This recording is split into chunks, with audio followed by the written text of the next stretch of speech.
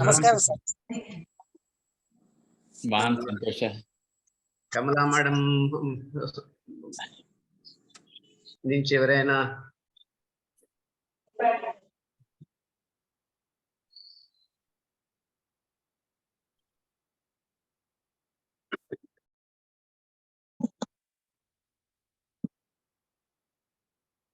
దృశ్యంతే వా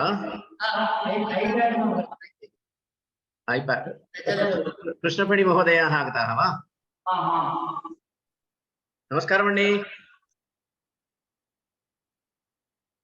నమస్కారం అండి. నమస్కారం అండి. నమస్కారం అండి. అవునారా? చాలా బాగున్నాం. చాలా సంతోషం. చాలా సంతోషం.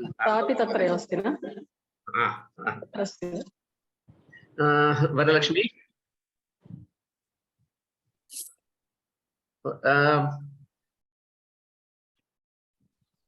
महोदय सूर्यप्रकाश आरम्भं कुर्मः।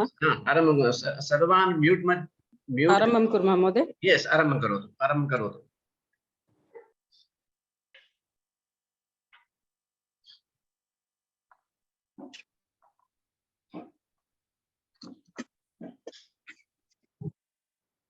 नमः सर्वेभ्यः।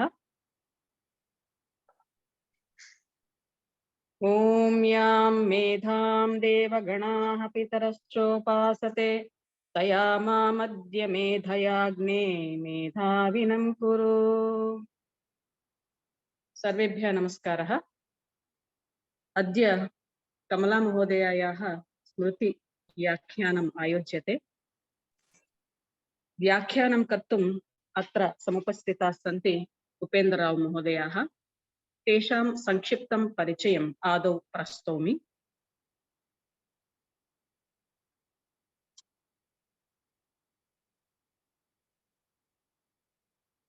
मंजीरा अस्ति वा? श्रूयते खलु मम स्वरः? श्रूयते। मंजीरा अस्ति वा? अस्ति। अस्ति चेत् मंजीरया प्रार्थना कारयतु प्रथमं तावत् वरलक्ष्मी। परिचयं प्रस्तौमि वा महोदय? तत्पूर्वं मंजीरया प्रार्थनां कारयतु। आमां सत्यं। मंजीरा भगिनी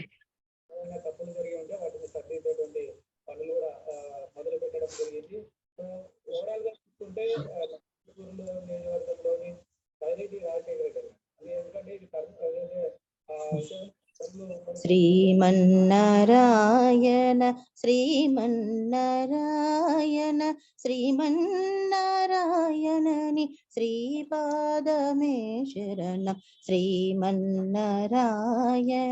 श्रीमन्नारायण श्रीमन्नारायणनि श्रीपादमे शरणम्। कमला सती मुख कमला कमलहित कमल प्रिया कमलेक्षणा कमला सती मुख कमला कमलहित कमल प्रिया कमलेक्षणा कमलासनहित गरुड गमन श्री कमलनाभ नीपद कमल मे शरणं कमलासनहित गरुड गमन श्री कमलनाभ नीपद कमल मे शरणं श्रीमन्नारायण श्रीमन्नारायण श्रीमन्नारायणनि श्रीपाद मे शरणम्। परमयोगी जन भागधेय श्री परम पुरुष परात्परा परमयोगी जन भागधेय श्री परम पुरुष परात्परा परमात्मा परमानुरूप श्री तिरुवेंकटगिरि देव शरणं परमात्मा परमानुरूप श्री तिरुवेंकटगिरि देव शरणं श्रीमन्नारायण श्रीमन्नारायण श्रीमन्नारायणनि श्रीपादमे शरणं श्रीमन्नारायण श्रीमन्नारायण श्रीमन्नारायणनि श्रीपादमे शरणं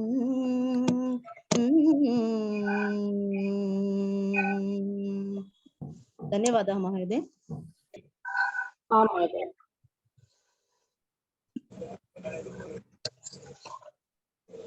कमला महोदयायाः स्मृतौ व्याख्यानं प्रस्तोतुम् अत्र उपस्थिताः सन्ति प्राचार्याः श्री उपेन्द्रराव महोदय।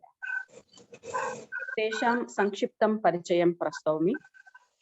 Professor C. Upendra Rao is a senior professor in the School of Sanskrit and Indic Studies at Jawaharlal Nehru University, New Delhi. He was a chairperson सभी को मेरा नमस्कार। for Sanskrit Studies at JNU and visiting professor in Cambodia on ICCR chair in 2016. Professor Rao has completed 14 years as a full professor, edited, authored 30 books and several research papers in Sanskrit, Pali, Hindi, Telugu, and English languages, and engaged in research on Indic studies in Southeast Asia with a special focus on Cambodia. He organized national and international conferences and received a number of awards and certificates of honors from various institutions. He received the Kadambari Award from Akhila Bharatiya Vidvat Parishad Kashi for his Sanskrit composition Vangmaya Vallari, composed in 2008. Vidyasagar Samman Certificate of Appreciation from Royal University of Phnom in Cambodia, Certificate for Dr. S. Radhakrishnan Education Excellence Award, etc. Received 3 gold medals from Osmania University and Banaras Hindu University for his outstanding performance in education. Professor Rao has specialized in Sanskrit and Pali. His research interests include Sanskrit literature and poetics, early Buddhist literature of Pali. He taught Sanskrit and Pali languages in abroad. He was a general fellow in ICPR, a research associate in IUC at Indian Institute of Advanced Studies, Shimla, member of World Sanskrit Award Committee, member of Executive Board and Academic Councils of JNU, member in Academic Council and other councils in Central Sanskrit University, Banaras Hindu University, Osmania University, and Lal Bahadur Shastri National Sanskrit University, and other universities in India and abroad. Professor C. Upendra Rao was a visiting professor in Sihanouk Raja Buddhist University, Cambodia on ICCR chair. And he was a visiting professor in National University of Kyiv Mohyla Academy, Kyiv, Ukraine. IN Gumilovo Eurasian National University, Astana, Kazakhstan, Department of History, Belarus State University, Minsk, Belarus, and taught Sanskrit language and Buddhist philosophy. He taught Sanskrit for 1 month in 2018 in Hue Quang Monastery of Ho Chi Minh City in Vietnam. He was a member of Translation Group under Kainsty Foundation's Buddhist Literary Heritage Project.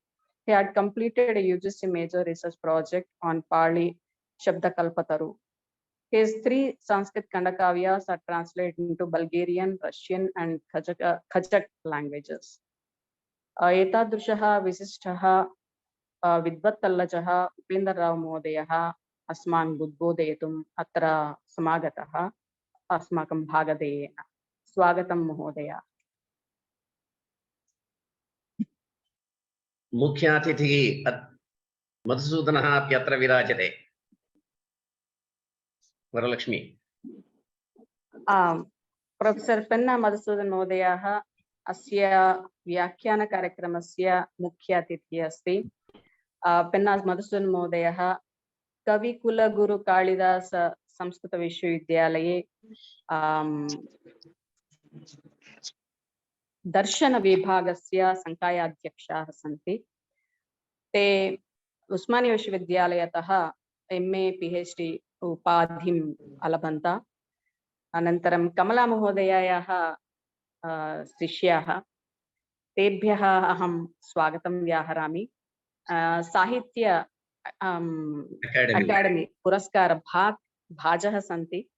अनन्तरं नैकैः पुरस्कारैः पुरस्कृताः महोदयाः, तेभ्यः अहं अस्माकं Sanskrit academy पक्षतः स्वागतं व्याहरामि। संक्षिप्तं परिचयं प्रस्तौमि महोदयानां, पेन्ना मधुसूदन महोदयानां क्षन्तव्याहं समयाभावात् इति निवेदयामि। अनन्तरम् अध्यक्षभाषणं अध्यक्षभाषणं प्रस्तुवन्ति संस्कृत अकाडेम्याः निदेशकाः प्राचार्याः नीलकण्ठवर्याः महोदयाः। स्वागतं भवद्भ्यः। धन्यवादाः वरलक्ष्मी। हरिः ओम्। श्रीगुरुभ्यो नमः। श्रुतिस्मृतिपुराणानाम् आलयं करुणालयं नमामि भगवत्पादशङ्करं लोकशङ्करम्। मातर्नमामि कमले कमलायताक्षी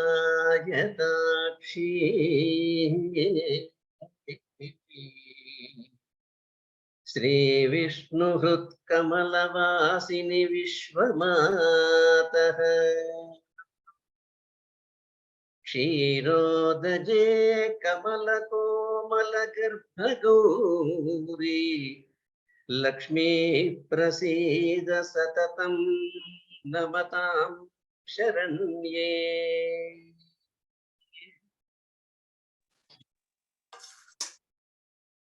महान् अयं प्रमोदः यदद्य अस्माकं कप्पगन्तुल कमला महाभागायाः स्मृतौ व्याख्यानम् एकम् अद्य अस्माभिः अत्र कृतम् अस्ति। तदर्थं गते सप्ताहे यदा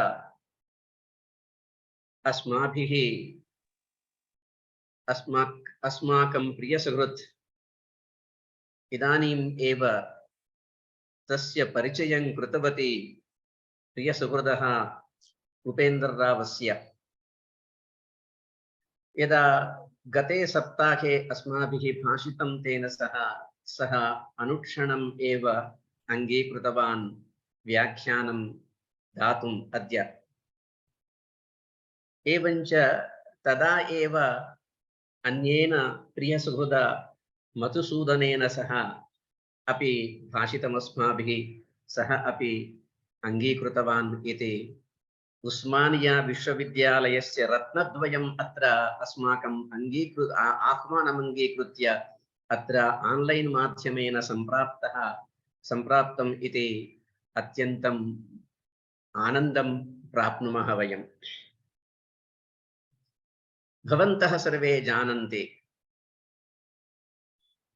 आचार्य कमला महाभागा प्रायः 17 वर्षेभ्यः पूर्वं 2007 तमे वर्षे जून् मासस्य 8मे दिनाङ्के कैलासमानस सरोवरं गत्वा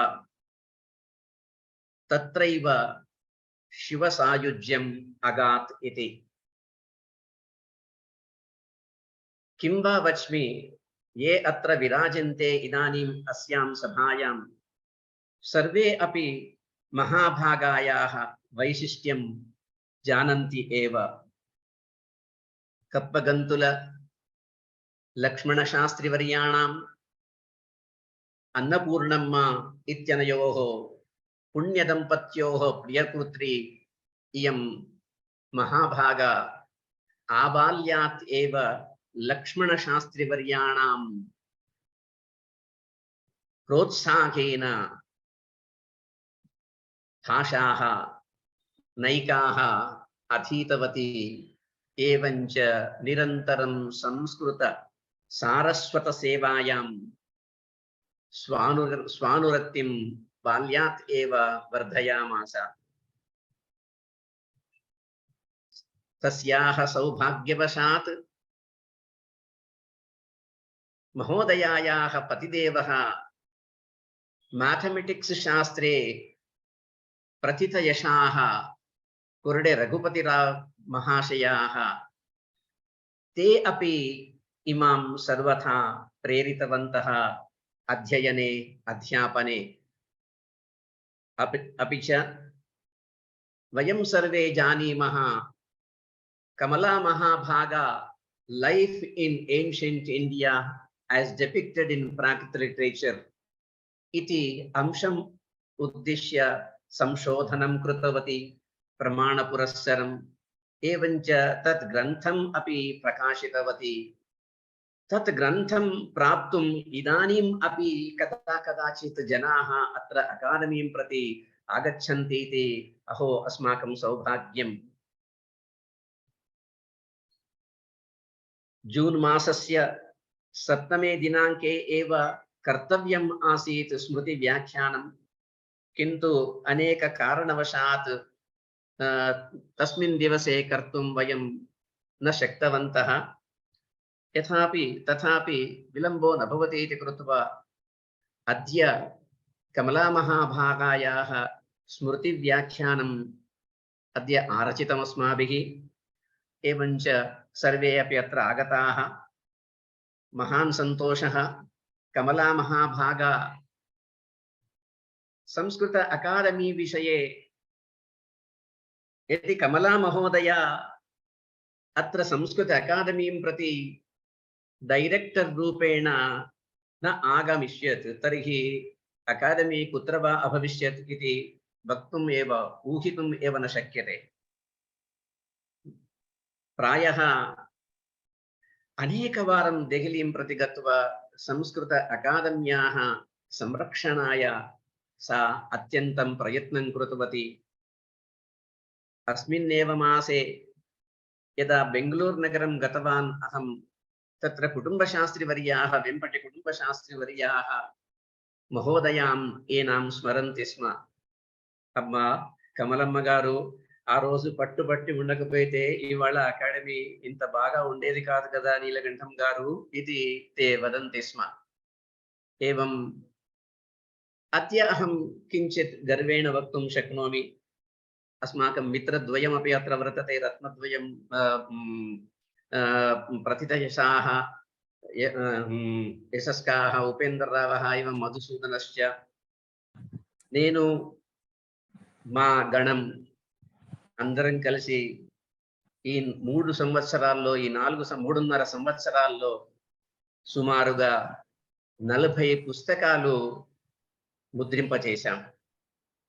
అది కేవలం కమలమ్మ గారి దయనే.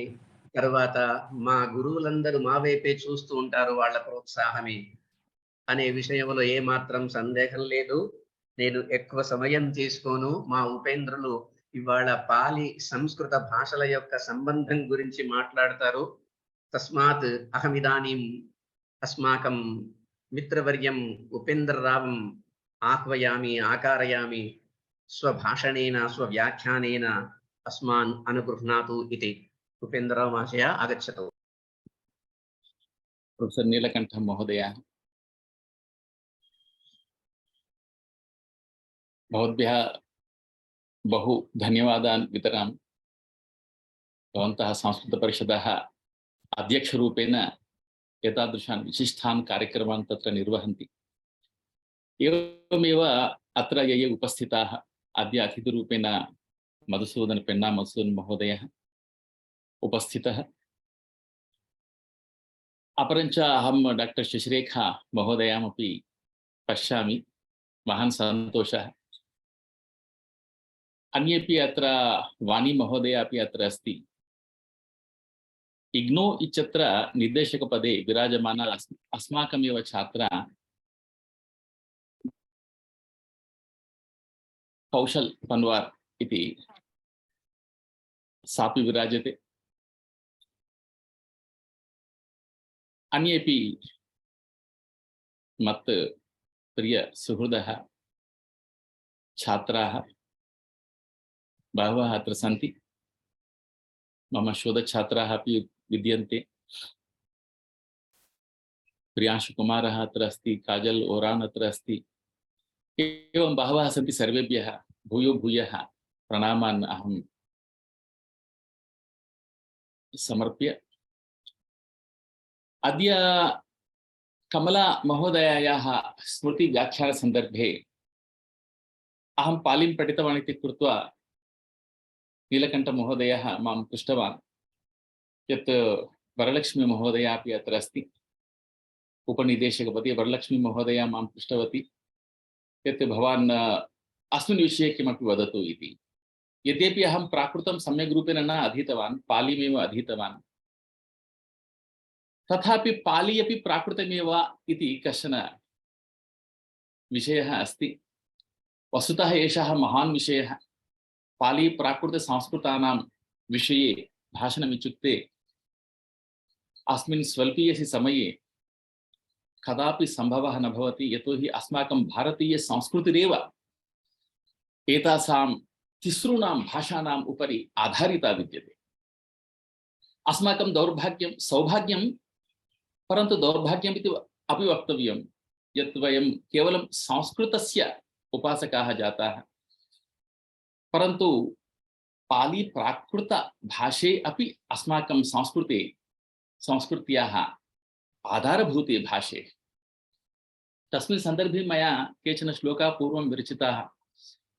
गीर्वाणी वापरा भाषा पाली नाम्ना सुविश्रुता, गीर्वाणी वापरा भाषा पाली नाम्ना सुविश्रुता, साप्यस्माकं सुमधुरा भाषा श्रद्धास्पदा मता, साप्यस्माकं सुमधुरा भाषा श्रद्धास्पदा मता, बहुप्राचीनभूतायाः संस्कृत्याः धरणीतले आधारभूतौ तस्यास्तः पाली संस्कृतमेव च। दोषज्ञैः संस्कृतस्येतत् वृत्तं न ज्ञायते अधुना। संस्कृतस्य दोषज्ञैः इत्युक्तं मया। संस्कृत दोषज्ञः इत्युक्ते विद्वान् इत्यर्थः, विद्वद्भिः इत्यर्थः, तत्र निन्दा नास्ति। तत्र व्यङ्ग्यः अपि तत्र अस्ति, किञ्चित् वक्रोक्तिरपि तत्र सम्पादनार्थमपि। दोषज्ञैः संस्कृतस्येतद् वृत्तं न ज्ञायते अधुना, तस्मात् तैः सर्वदा पूज्यं संस्कृतं समुपास्यते। पाली भाषापि महती सरला सुमनोहरा, बुद्धेन तेन महता प्रयुक्ता सा विशारदा। विशुद्ध प्रतिभोपेता जनिं प्राप्यापि भारते, सिंहलाद्यन्यराष्ट्रेषु प्रविष्टा पूज्यते सदा इति मया लिखितम्। अत्र सर्वे विषयाः सामान्यरूपेण केचन विषयाः आगताः, परन्तु संस्कृत पाली भाषयोः इदानीं यतोहि कमला महोदया प्राकृतविषये पुनः पुनः अस्मान् पाठयति स्म, बहु ग्रन्थरचनां कृतवती। मातृवात्सल्येन तस्याः व्यवहारः, इदानीमपि वयं तस्याः व्यवहारं तस्याः वात्सल्यं वयं स्मरामः। तत्रापि वज्रालग्गः इति ग्रन्थं तेलुगुभाषायां सा अनुदितवती, अहं स्मरामि। प्राकृतविषये बहुवारं सा परिश्रमं बहुवारं कथयन्ती आसीत् बहुत्र। तत्र विशेषरूपेण तेलुगुविश्वविद्यालये प्राकृतभाषाध्ययनस्य डिप्लोमा कोर्स् यदा प्रारब्धं, तत्र सा, अहं, तिरुमलरामचन्द्रमहोदयः, वयं त्रयः अध्यापकाः आस्म। एतत् मम सौभाग्यस्य विषयः आसीत्। तिरुमलरामचन्द्रसदृशैः जङ्गमविश्वविद्यालये, ते जङ्गमविश्वविद्यालयाः इति कथ्यन्ते स्म, तादृशैः सह मया कार्यं कृतमासीत् तेषु दिनेषु। तेषां प्रेरणया, अन्येषां बहूनां प्रेरणया मया पाली भाषा अधीता। यतोहि तिरुमलरामचन्द्रमहोदयाः सर्वदा कथयन्तः आसन्, प्राकृतभाषा अत्यन्तप्रधानभूता भाषा इति। एकवारम् अहं स्मरामि, हैदराबाद् नगरे कश्चन कार्यक्रमः आसीत्। नारायण रेड्डी महोदयाः तिरुमलरामचन्द्रम् उद्दिश्य ही इस् मैड ऑफ प्राकृत इति उक्तवन्तः। अर्थात् व्याज प्रशंसया एव, व्याजनिन्दा इति। अलङ्कारेण तेषां प्रशंसामेव ते कृतवन्तः। अर्थात् सर्वदा ते प्राकृतविषये चिन्तनं कुर्वन्ति इति।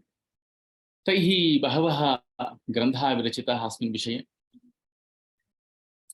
पाली संस्कृतयोः कः सम्बन्धः इत्यस्मिन् एषः विषयः मया एवमेव प्रदत्तः ऐतिहासिकसम्बन्धः इति, परन्तु महत्त्वपूर्णः विषयः। अनेन शीर्षकेन एव ज्ञायते यत् संस्कृतपाल्योः मध्ये सम्बन्धः कश्चन विराजते। सः सम्बन्धः अद्यत्वे व्यावहारिकदशायां विच्छिन्नप्रायः जातः। तदर्थमेव मया एतेषु श्लोकेषु यथा मया निरूपितं तथा ये संस्कृतं पठन्ति ते पालीं न पठन्ति, ये पालीं पठन्ति ते संस्कृतं न पठन्ति। अपरञ्च यदा वयं पालीभाषायाः विषये व्याख्यानं प्रारम्भं कुर्मः तदा एक एव प्रश्नः आगच्छति पुनः पुनः, यत् पाली प्रथमं वा संस्कृतं प्रथमं वा इति। अहं बहुवारम् उक्तवान्, एतादृशं प्रश्नं भवन्तः कृपया अनन्तरं कुर्वन्तु, किञ्चित् पालीविषये किञ्चित् अवगम्य कुर्वन्तु, संस्कृतविषये किञ्चित् पठित्वा कुर्वन्तु।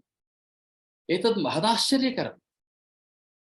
यत्र कुत्रापि अहं बहुवारं दृष्टवान्, बहुत्र अहं दृष्टवान्, बहून् जनानपि दृष्टवान्। सर्वे प्रथमम् एतमेव प्रश्नं कथं कुर्वन्ति इति अहम् आश्चर्यं प्राप्नोमि। पाली प्रथमं वा संस्कृतं? अहं उक्तवान् कापि भाषा प्रथमा भवतु, भवतः तत्र का चिन्ता? भवान् भाषाः एव विस्मृतवन्तः। अरे संस्कृतं प्रथमं वा भवतु, पाली प्रथमं वा भवतु, भवान् न संस्कृतं पठति न पालीं पठति, प्राथम्यविषये किमर्थं चिन्तनं करोति इति एषः विषयः अत्यन्तजटिलः। यतोहि तत्र वस्तुतः बहुपूर्वसमये तदर्थमेव जनाः अद्यापि पाली शब्दस्य कोऽर्थः, एतत् नाम पाली इति नाम किं, भाषायाः नाम वा?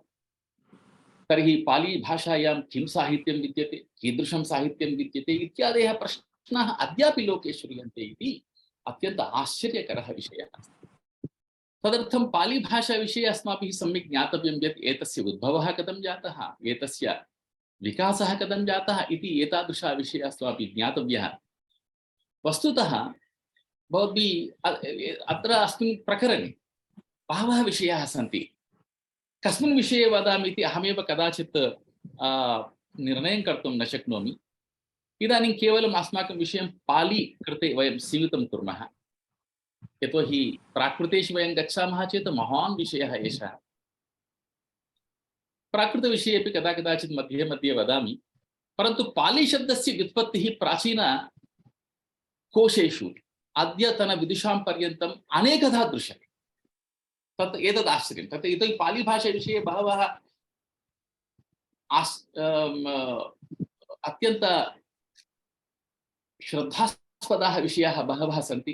पाली साहित्य पठनपाठनादिषु अत्यन्त परिश्रमं ये कृतवान्, भिक्षु जगदीशकाश्यपः उक्तवान्, पाली शब्दोऽयं पर्यायशब्दात् उत्पन्नः इति भिक्षु जगदीशकाश्यपः उक्तवान्।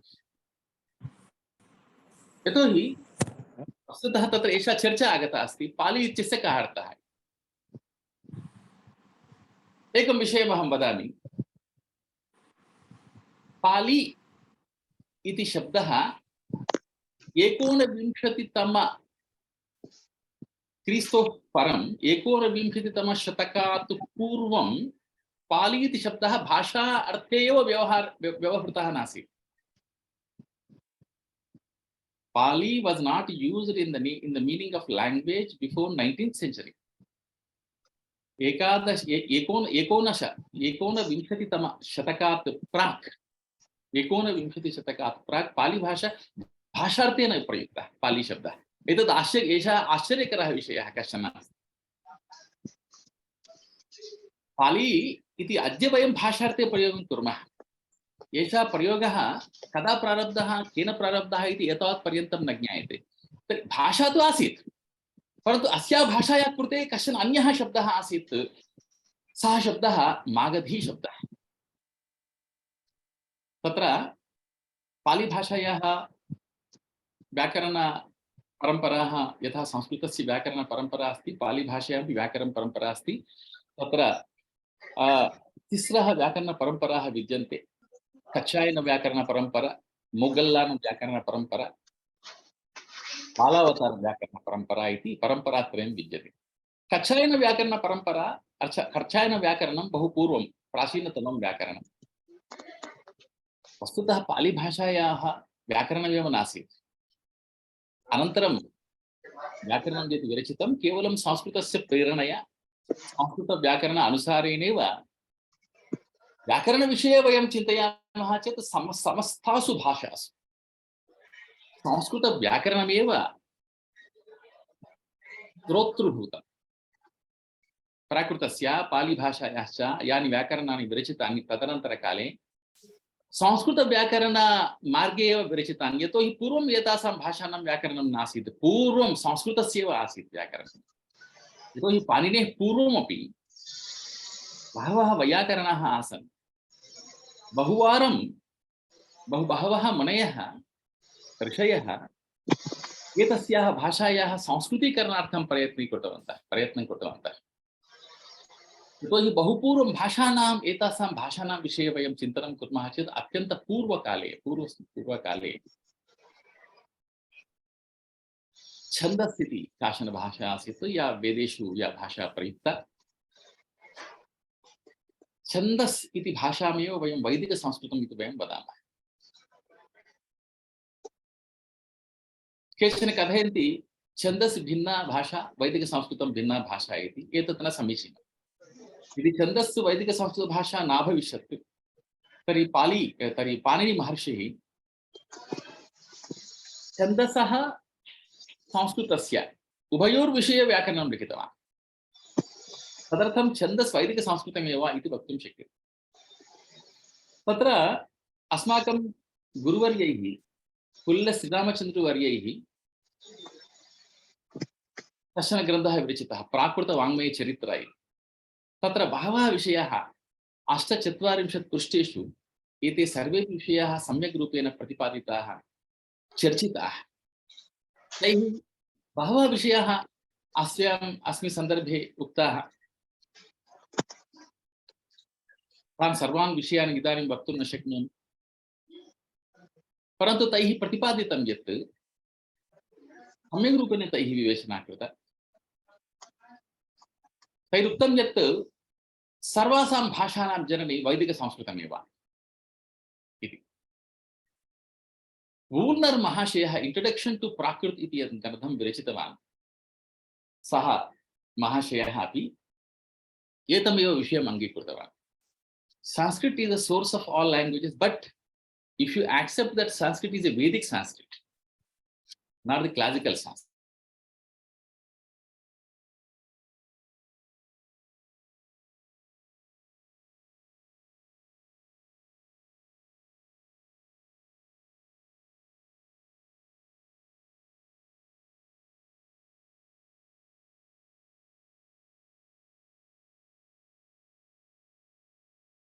कृतेव कृतस्यात् प्रचारः बुद्धेर।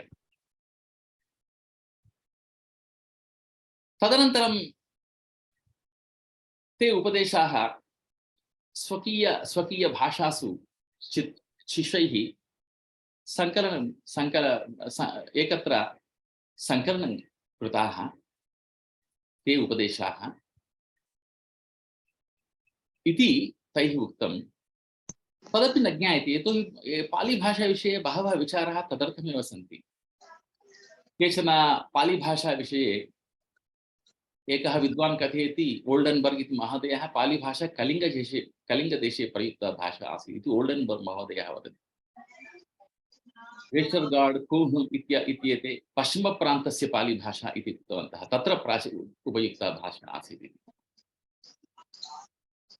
एवं प्रकारेण केचन मगधदेशे एव एषा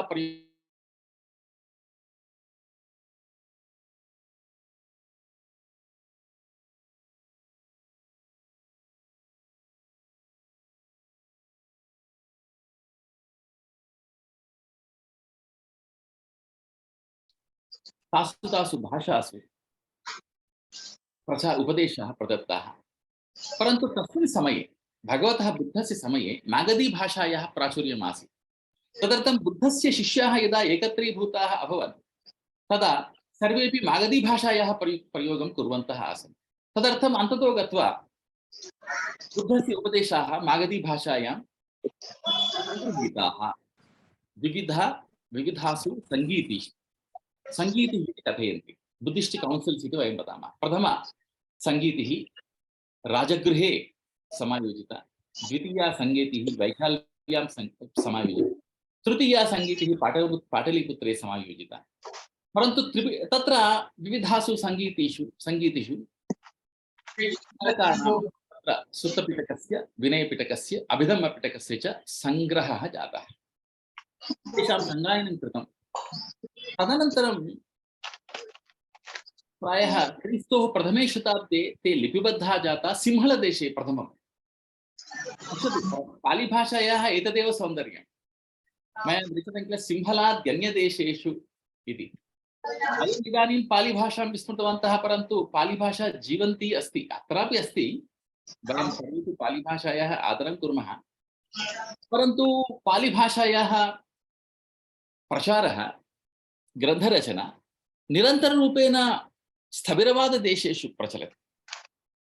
ब्रह्मदेशे अर्थात् बर्मादेशे, म्यान्मार् देशे भवति, सियामदेशे अर्थात् थाईलैंड देशे भवति, तत्र सिंहलदेशे भवति,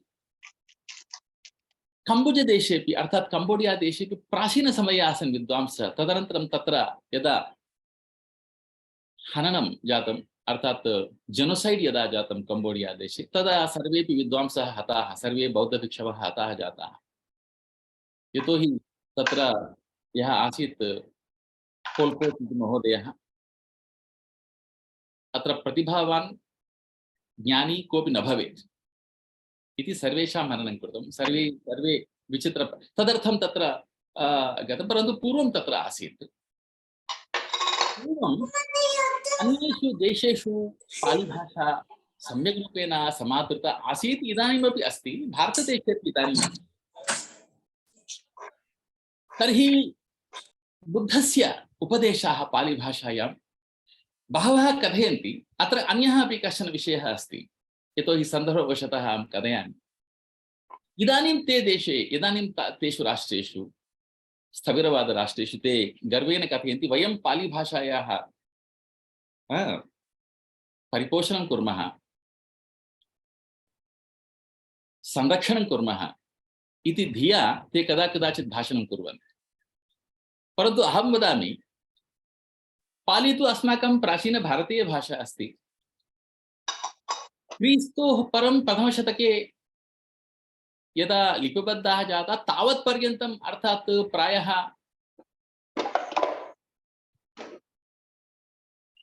वयं सम्यक् रूपेण इतिहासं न जानीमः, परन्तु 600 वर्षाणि अपि वयं स्वीकुर्मः चेत् 600 वर्षपर्यन्तम् अस्माकं प्राचीनभारतीय आचार्यैः पाली परंपरा मौखिकरूपेण संरक्षिता अस्ति। तदर्थं भवद्भिः अत्यन्त गर्वेण वक्तुं न शक्यते यत् वयमेव संस्कृत पालीभाषायाः संरक्षकाः इति। वस्तुतः भारतीयाः संरक्षकाः आसन्, भारतीयाः आचार्याः संरक्षकाः आसन्। अस्माकम् आचार्याः अत्यन्त विख्याताः बुद्धघोषाचार्यः यदि न भविष्यत् तर्हि पालीभाषायाः संवर्धनमेव न भविष्यत्। यतोहि अट्टकथानां समग्राणां बहु तत्र अट्टकथा ग्रन्थेषु अन्यतमः अस्ति बुद्धघोषः, परन्तु बुद्धघोषेणैव बहवः अट्टकथा ग्रन्थाः विरचिताः। दीघनिकायस्य उपरि बुद्धघोषेण सुमङ्गलविलासिनी इति अट्टकथा विरचिता। तत्र नामानि अपि अत्यन्त सम्यक् रूपेण सौन्दर्यमयानि नामानि स्थापितानि अस्माकम् आचार्य। बुद्धघोषः सम्यक् रूपेण संस्कृतं जानाति। अश्वघोषः भिन्नः। अश्वघोषविषये अनन्तरं वयं पश्यामः। अश्वघोषः तु संस्कृतस्य कविः। अश्वघोषः संस्कृतस्य महान् आचार्यः आसीत्, बौद्धाचार्यः आसीत्। बौद्धसिद्धान्तान् सर्वत्र प्रसारयितुमेव काव्यस्य विधा तेन स्वीकृता। तदर्थमेव बुद्धचरितं, सौन्दरनन्दम् इत्यादि काव्यानि तैः। यतोहि तत्र अन्यदपि शारिपुत्रप्रकरणम् इति एकं प्रकरणं विरचितम्, एकं नाटकं, परन्तु तत्प्रकरणं सम्पूर्णरूपेण न लभ्यते, चीन अनुवादेषु लभ्यते इति अस्माभिः चिन्तितम्। यतोहि शारिपुत्रप्रकरणं चेत् शारिपुत्रः बुद्धस्य अत्यन्तप्रधानशिष्यः आसीत्, धर्मसेनापतिः आसीत् तेषु दिनेषु। शारिपुत्रः एकवारं कथयति, हे भगवन्, भगवन् इति कथयन्ति स्म, सम्बोधयन्ति स्म सर्वेपि भगवन्तं बुद्धं। तत्र पाली भाषायां सर्वाणि सूत्राणि एवं प्रारभ्यन्ते, एवं मया सुतम् एकं समयं भगवा सावत्यं विहरति जेतवने अनाथपिण्डिकस्य आरामि इति एवं प्रारभ्यन्ते। एवं मया सुतम् एकं समयं भगवा अन्तराचनालन्दम् अन्तराच राजगिहम् अद्धानपटिपन्नो होति पञ्चमत्तैः भिक्खुसतैः। पश्यन्तु पाली शैलीं पश्यन्तु, पञ्चमत्तैः भिक्खुसतैः। एवं संस्कृतेन एवं न वद, सर्वदा अस्माकं संस्कृतज्ञानं कश्चन दोषः अपि अस्ति वयं यत् सर्वदा वयं छायाः कृत्वा प्राकृतस्य पाल्याः अस्तित्वमेव नास्ति इति वयं यदा चिन्तयामः। एवं नास्ति। सर्वे शब्दाः संस्कृतात् नागताः, यतोहि बहवः शब्दाः संस्कृतस्य न सन्ति। भाषायामेव संस्कृतस्य न सन्ति। संस्कृतभाषायामेव ये शब्दाः सन्ति, संस्कृतशब्दाः न सन्ति। देशीशब्दाः अस्माकं प्राचीनैः स्वीकृत्य संस्कृतस्य मुद्रणं कृतवन्तः, अर्थात् संस्कृतस्य ब्राण्ड् कृतवन्तः। रोलम्ब शब्दः तादृशः इति हेमचन्द्रः कथयति सम्यक् रूपेण, स्पष्टरूपेण देशी नाममालायां। रोलम्ब शब्दमपि संस्कृतशब्दमेव इति केचित् गतानुगतकतया मन्वते इति लिखितवान् तत्र हेमचन्द्रः। रोलम्ब शब्दः संस्कृतस्य, रोलम्ब शब्दः दशकुमारचरिते आगच्छति, तस्याः रोलम्बावली केशजालम् इति रोलम्ब शब्दः। एवं तत्र बहवः शब्दाः संस्कृतस्य न सन्ति। अस्माकं देशी शब्दाः बहवः आसन्। वस्तुतः अस्माकं प्राचीनभारतस्य यत् वैशिष्ट्यं तत् ज्ञातव्यं चेत् संस्कृतस्यैव पठनं न, देशीभाषाणां पठनम् आवश्यकं। देशीशब्दाः विलुप्ताः जाताः, प्राकृतभाषाणां पठनम् आवश्यकं, पालीभाषायाः पठनम् आवश्यकं। प्राकृते तु विशालं तत्र साहित्यं विद्यते। पाली भाषायां धार्मिकसाहित्यस्यैव भूयस्त्वं दृश्यते। पाली भाषायां धार्मिकसाहित्यमेव अधिकं दृश्यते, लौकिकसाहित्यं किञ्चित् न्यूनं दृश्यते। पाली भाषायां यत् लौकिकसाहित्यम् आगतं तत् केवलं संस्कृतस्य अनुकरणेन आगतं साहित्यं। वास्तविकं साहित्यं स्वकीयं नास्ति, स्वकीयम् अस्ति परन्तु अनुकरणेन व्याकरणमपि आगतं संस्कृतस्य अनुकरणेनैव। काव्यानि यानि रचितानि संस्कृत अनुकरणेनैव। तत्र अलङ्कारशास्त्रमपि अस्ति। सुबोधालङ्कारः इति कश्चन ग्रन्थः अस्ति, परन्तु तत्र केवलं भामहस्य वा तत्र दण्डेः वा तत्र विप्रतिपत्तिः अस्ति, तत्र चर्चा अस्ति अस्मिन् विषये। तस्यैव अनुवादरूपः इति कथयन्ति। एवमेव वृत्तानां विषये, छन्दसः विषये अपि एकः ग्रन्थः अस्ति, वृत्तरत्नाकरस्य अनुवादरूपः इति कथयति। एवं प्रकारेण लौकिकसाहित्यं यद् यद् विद्यते पालीभाषायां तत् संस्कृत, परन्तु धार्मिकं साहित्यं स्वकीयमस्ति पालीभाषायाः। यतोहि तत्र सम्यक् रूपेण विषयाः वर्णिताः सन्ति। उदाहरणार्थं पश्यन्तु, तत्र दीघनिकायः इत्युक्ते दीर्घनिकाय, भगवतः बुद्धस्य प्रथमं संक्षेपेण कथयामि। एतासु सङ्गीतेषु किं सङ्ग्रहणं कृतम् इत्युक्ते बुद्धोपदेशानां सङ्ग्रहणं कृतं। बुद्धोपदेशाः त्रिधा विभक्ताः। तानेव उपदेशान् वयं त्रिपिटकानि इति वयं कथयामः। सुत्तपिटकं, विनयपिटकम्, अभिधम्मपिटकम् इति। तत्र थेरवादपरम्परायां प्रथमं विनयपिटकं, तदनन्तरं सुत्तपिटकं, तदनन्तरम् अभिधम्मपिटकं। तत्र विनयपिटके बहवः ग्रन्थाः सन्ति। तत्र भिक्षुणीनां च ये विषयाः तत्र प्रधानभूताः, ये नियमाः भवन्ति तेषां विषये चर्चा अस्ति विनयपिटके। विनयः इत्युक्ते तत्र ह्युमिलिटी, तत्र स एव अर्थः अस्ति, परन्तु रूल्स् एण्ड् रेग्युलेशन्स् इत्यर्थं तत्र विनयः इति अस्ति। कोड् आफ् कण्डक्ट् इति तत्र अस्ति। तत्र अन्येपि विषयाः सन्ति, केवलं कोड् इति नास्ति। तत्र पराजिकाः, पाचित्याः, तत्र पातिमोक्षः इति ग्रन्थः अस्ति। तत्र पातिमोक्षः अपि द्विधा विभक्तः, भिक्षुपातिमोक्षः, भिक्षुणीपातिमोक्षः इति।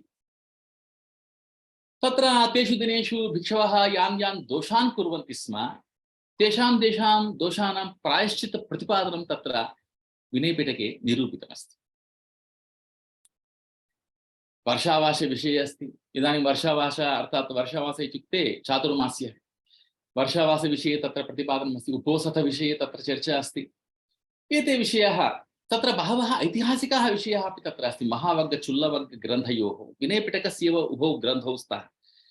एतयोः ग्रन्थयोः बहवः ऐतिहासिकविषयाः रोचकाः विषयाः तत्र सन्ति। देवदत्तस्य विषये चर्चा तत्र अस्ति विनयपिटके महावर्गे अस्ति। देवदत्तः कथं बुद्धस्यैव बन्धुः आत्मीयः आसीत्, परन्तु बुद्धं सर्वदा उपरि द्वेषभावेन सह सङ्घे प्रविष्टः देवदत्तः।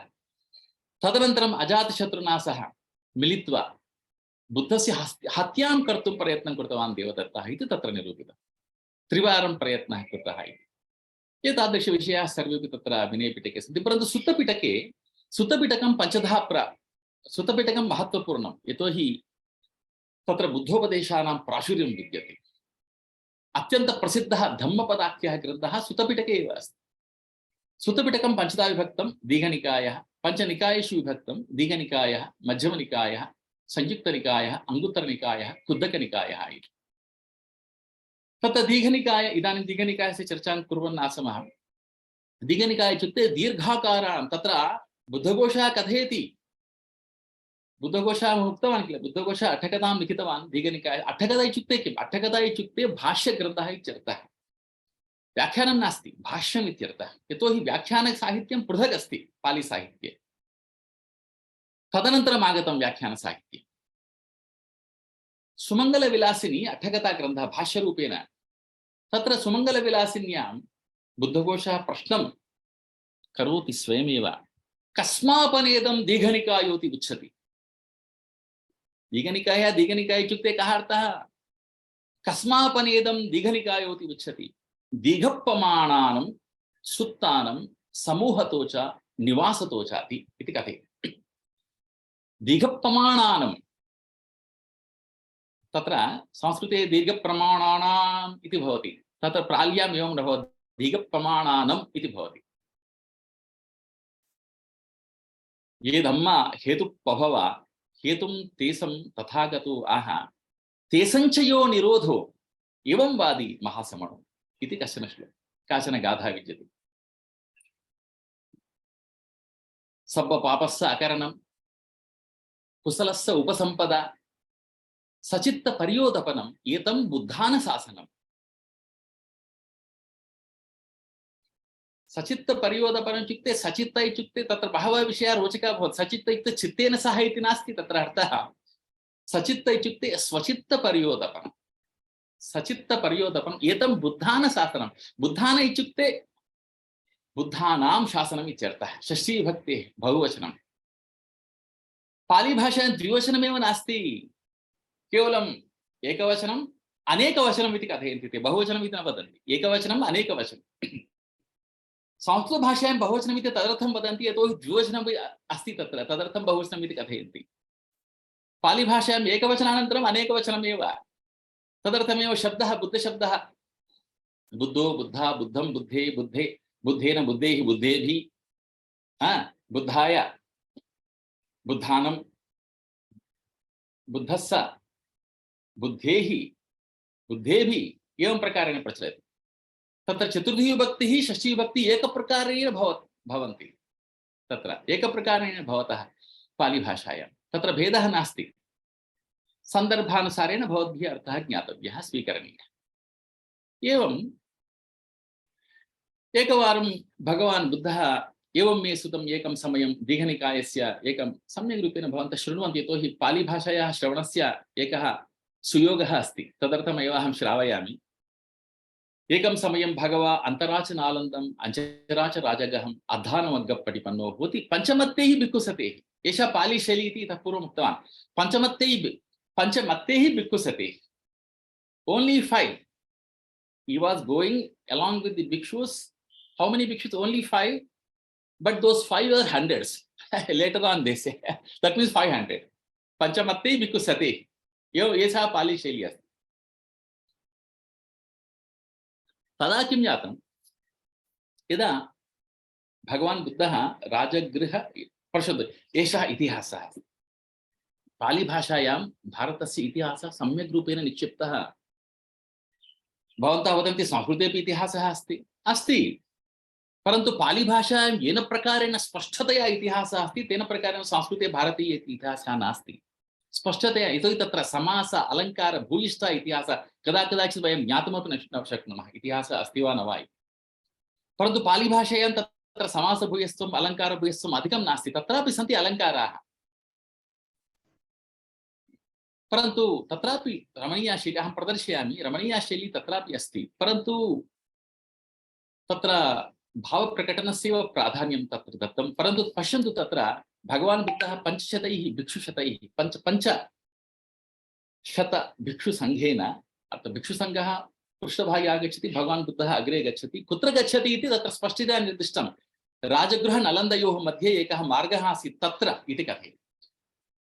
अन्तराचना तत्रापि एक पालीशैली, अन्तराचनालन्दम् अन्तराचराजगृहं, तत्र भिन्न भिन्न अर्थात् राजगृह नालन्दयोः मध्ये इति कथनार्थम् अन्तराचराजगृहम् अन्तराचनालन्दम् इति कथयति।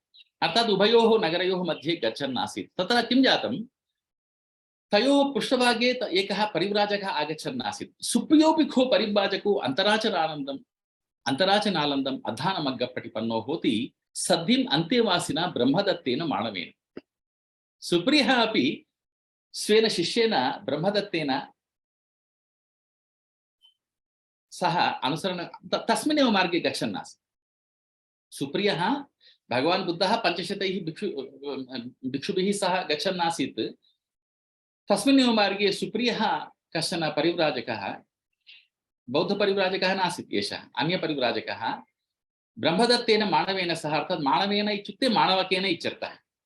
माणवेन इति कथयति तत्र पालीभाषे, माणवकेन ब्रह्मचारिणा तत्र शिष्येन इत्यर्थः। तेन सह पृष्ठतो तत् कुत्र गच्छन् आसीत्, तस्मिन्नेव किं कुर्वन् एषः गच्छन् अनुसरणं कुर्वन्, तत्र सुप्रियः भगवतः बुद्धस्य निन्दां कुर्वन् आसीत्। अरे एषः महाश्रमणः कश्चन गच्छति अग्रः, मया श्रुतम् अग्रे गच्छति, मया श्रुतं सः किञ्चित् अन्यत् किमपि कथयति, अन्यमेव सिद्धान्तः, एवं प्रकारेण विभिन्नरूप तत्र कीदृशी निन्दा कृता इति अत्र नास्ति, विभिन्नप्रकारेण निन्दा कृता सुप्रियेण। तदेव तत्र सुतं सुप्रियो परिव्राजको अनेकपर्यायेन बुद्धस्य अवर्णं भासति। अवर्णम् इत्युक्ते निन्दा इत्यर्थः। अवर्णं भासति, धम्मस्य अवर्णं भासति, सङ्घस्य अवर्णं भासति, परन्तु तस्य शिष्यः प्रशंसां कुर्वन् अस्ति। न गुरुवर्य, भगवता बुद्धेन सम्यक् उक्तं, भवता न अवगतम् इति शिष्यः प्रशंसां कुर्वन् आसीत्। सुप्रियस्य परिव्राजकस्य ब्रह्मदत्तः अन्तेवासी ब्रह्मदत्तो माणवो अनेकपर्यायेन बुद्धस्य वर्णं भासति, धम्मस्य वर्णं भासति, सङ्घस्य वर्णं भासति। पालीभाषायां तत्र पालीसाहित्ये रिपिटेशन् कश्चन पुनः पुनः रिपीट् भवति। तदर्थं पाली, यद्यपि पालीग्रन्थाः बहवः दृश्यन्ते, तत्र पुनः पुनः आगतानि वाक्यानि वयं निष्कासयामः चेत् अर्धे ग्रन्थः अवसितः भवन्ति। तादृश पौनःपुन्येन यत्र यत्र पाली त्रिपिटकग्रन्थेषु यत्र यत्र तदेव वाक्यं पुनः पुनः, उदाहरणार्थम् एवम् अहं शैलीं प्रदर्शयामि। अहम् अद्य विश्वविद्यालये गतवान्, कक्षां स्वीकृतवान् इति वयं वदामः। अहं विश्वविद्यालयं गतवान्, अहं विश्वविद्यालयं गत्वा कक्षां स्वीकृतवान्, अहं विश्वविद्यालयं गत्वा कक्षां स्वीकृत्य चायपानं कृतवान्, विश्वविद्यालयं गत्वा कक्षां स्वीकृत्य चायपानं कृत्वा पत्रिकापठनं कृतवान्। एवं प्रकारेण पुनः पुनः सर्वाणि वाक्यानि आगच्छन्ति। तस्मिन् सन्दर्भे मुद्रितग्रन्थेषु पेय्यालम् इति एकं वदन्ति। पेय्यालम् चेत् पातुम् अलम् इत्यर्थः। तत् एतत् पूर्ववदेव इति, एतत् पुनः पुनः मुद्रणं ते अपि न कृतवन्तः, बहुवारं तत्र पेय्यालम् इति कृत्वा स्थापितवन्तः। एतत् पौनःपुन्येन कथमागतम् इत्युक्ते, त्रिपिटकानाम् अद्य तु भवन्तः पश्यन्तु, पालीभाषां यद्यपि वयं जानीमः, परन्तु पाली परम्परा नास्ति। पाली परंपरा विच्छिन्ना जाता। त्रिपिटकानां पठनम् एवं न भवति स्म। वयं प्रोस् गद्यरूपेण वयं पठामः, परन्तु वेदवत् एतेषाम् अध्ययनं भवति स्म। एषा परंपरा इदानीं थविरवादक देशेषु अस्ति। ते एवं न वदन्ति, एवं मे सुतम् एकं समयम् इति यदा अहं पठामि ते एवं न वदन्ति। ते पठन्ति एवं मे सुतम् एकं समयं भगवा इति एवं पठन्ति। एतद् भवद्भिः ज्ञातं। तदर्थमेव पौनःपुन्येन वेदेष्वपि पौनःपुन्येन सन्ति। तदा यतोहि तत्र श्रुतिपरम्परायां यत्र श्रवणपरम्परया अस्माभिः तत्र ज्ञातव्यं भवति, तत्र बुद्धौ निक्षेपणीयाः भवन्ति विषयाः, तदा पौनःपुन्येन वाक्यानि आगच्छन्ति। तत्र वेदेष्वपि कस्मै देवाय हविषा विधेम इति पुनः पुनः आगच्छति। किमर्थम् एकवारमेव अलम् इत्युक्ते यतोहि श्रवणपरम्परायां पुनः पुण्येन पठनीयं भवति। तदर्थमेव अत्रापि पौनः पुण्येन आवृत्तिर्जाता।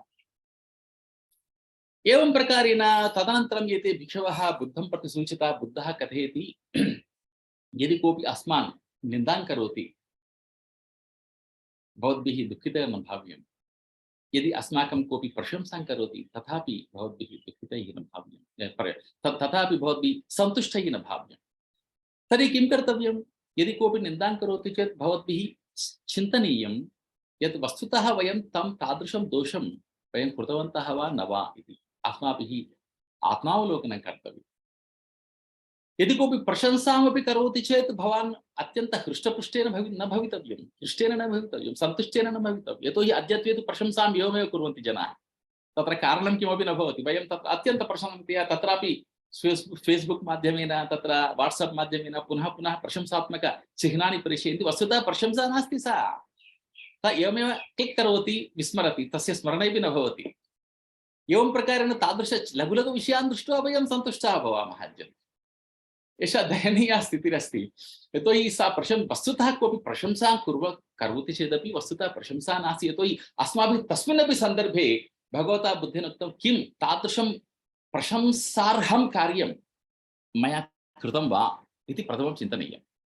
निन्दा प्रशंसाभ्यां सर्वदा दूरे भवितव्यं।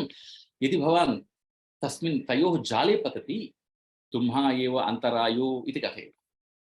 अन्तरायम् इति वयं तेलुगुभाषायां वदामः किल, स एव शब्दः तत्र अस्ति। अन्तरायः भवति, तुम्हा एव अन्तरायो इति कथयति भगवान्। अन्तराय इत्युक्ते आध्यात्मिकसाधनायाम् अन्तरायः भवति। मनः किञ्चित् विचलितं भवति।